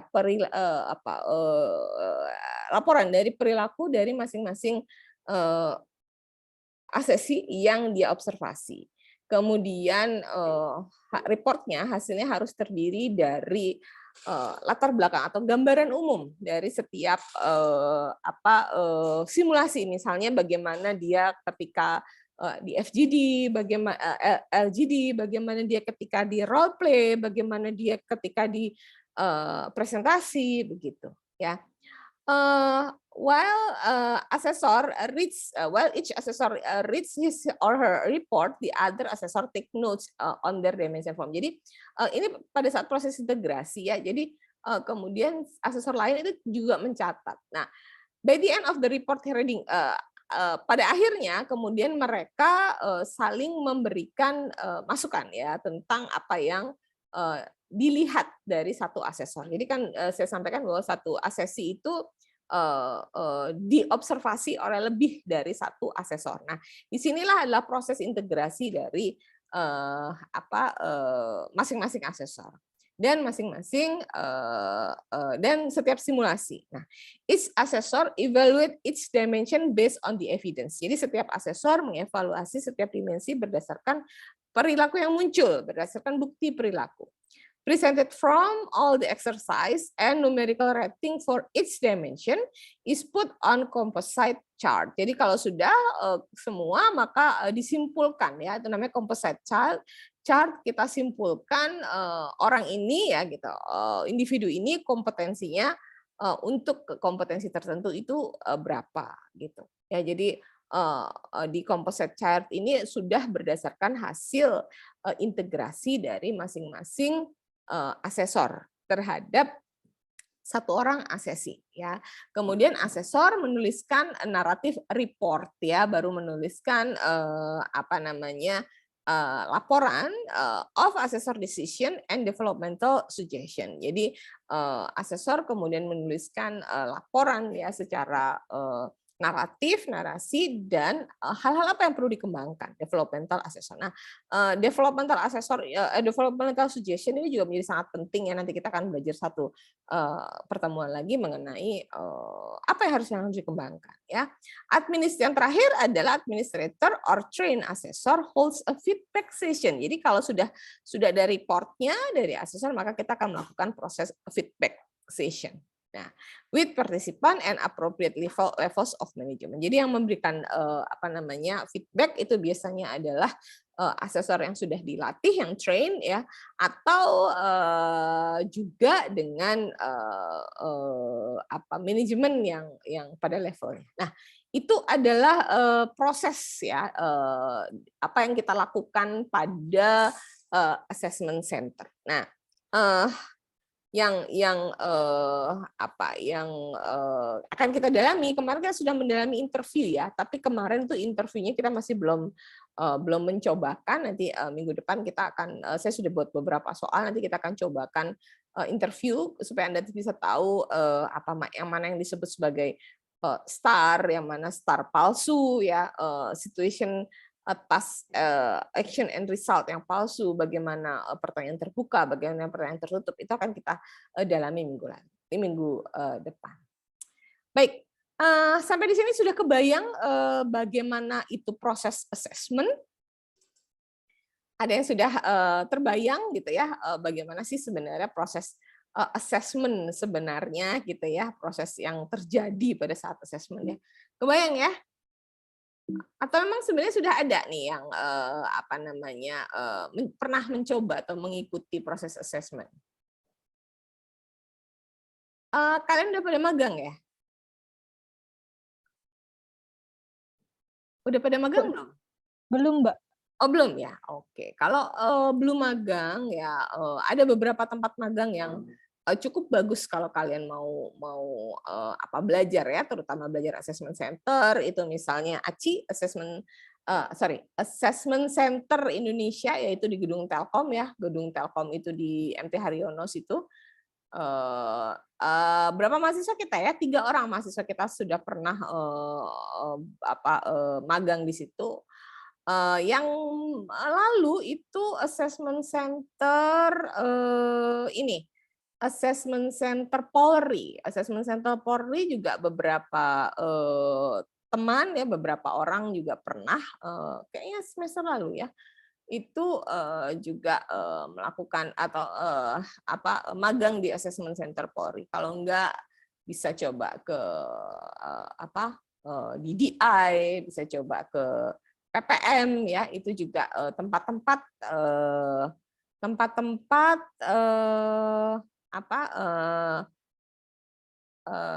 assessment center yang kalian bisa coba untuk magang ya. Bagus sekali kalau kalian bisa magang di tempat assessment ya, itu menarik sekali gitu, supaya kalian tahu betul, oh gini ya proses assessment gitu ya. Saya mau kasih lihat gambar assessment-nya Polri sebentar, saya cari. sampaikan mana ya? Februari. Dan kegiatan assessment center ini sekarang itu sedang apa ya, sangat sangat marak ya, sangat dipakai, digunakan oleh semua. Nah ini assessment centernya Polri ya, waktu itu saya kita ada kegiatan dengan assessment centernya Polri. Ini tren COVID sebentar, saya cari fotonya yang kelihatan proses. Nah, ini yang kemarin saya sampaikan 9 boxes ya, 9 boxes dari proses assessment center ya. Ada dari employee yang deadwood itu kalau kinerjanya rendah, kompetensinya rendah. Kemudian yang sedang itu kinerjanya sedang, kompetensinya sedang itu bisa nice to have ya, baik untuk dikenang, diragukan atau mediocre. Nah, mediocre ini tengah-tengah ya, biasa aja. Ini susah nih kalau punya pegawai yang begini. Nah, tapi yang sebenarnya bisa dikembangkan tuh yang kotak ini 6, 7, 8, 9 ini adalah yang dikembangkan. Yang paling rapat tuh kalau punya yang 1 ya, 1 atau 5 itu juga susah itu ya. Nah, yang paling bagus adalah yang star, yang kinerjanya tinggi, kompetensinya tinggi atau bintang ya, itu yang keren gitu kalau punya. Nah, makanya ini suka assessment center sering dipakai sebagai talent pool ya, talent mapping gitu. Yang mana sih di kantor ini banyakkan yang mana orang-orangnya? Kalau orang-orangnya lebih banyak yang deadwood, ya udah perusahaannya ya sebentar lagi juga pasti kolaps gitu karena karyawannya karyawan deadwood gitu, karyawan-karyawan yang sudah tidak bisa dikembangkan lagi. Nah, mana lagi proses asesmennya ini.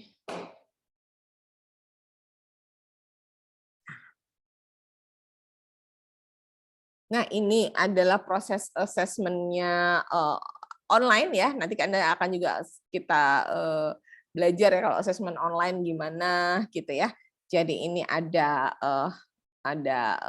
asesi, ini ada asesor, kemudian menggunakan media Zoom ya, ada tim reviewer dan sebagainya. Jadi kalau online juga metodenya jadi cukup panjang. Nah, ini saya berencana kapan-kapan kita main ke sana, main ke assessment centernya Polri ya. Moga-moga setelah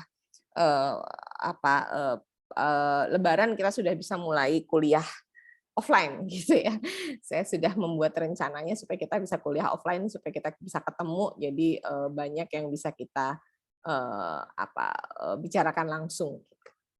Oke, sampai di sini ada yang masih ada yang mau ditanyakan atau sudah cukup jelas mengenai simulasi ya, apa saja yang sih bagaimana sih kita mengukur atau melakukan kegiatan-kegiatan dalam assessment center.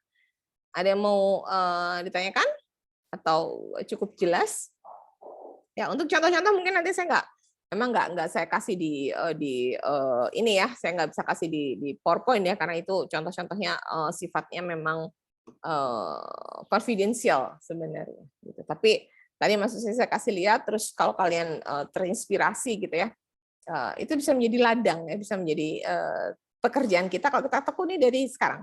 Nggak tekuni, wah saya memang mau menjadi pembuat ya gitu, pembuat simulasi assessment center. Wah keren itu. Gitu. Itu bisa jadi satu profesi yang banyak dicari begitu. Oke, ada yang mau ditanyakan sampai di sini?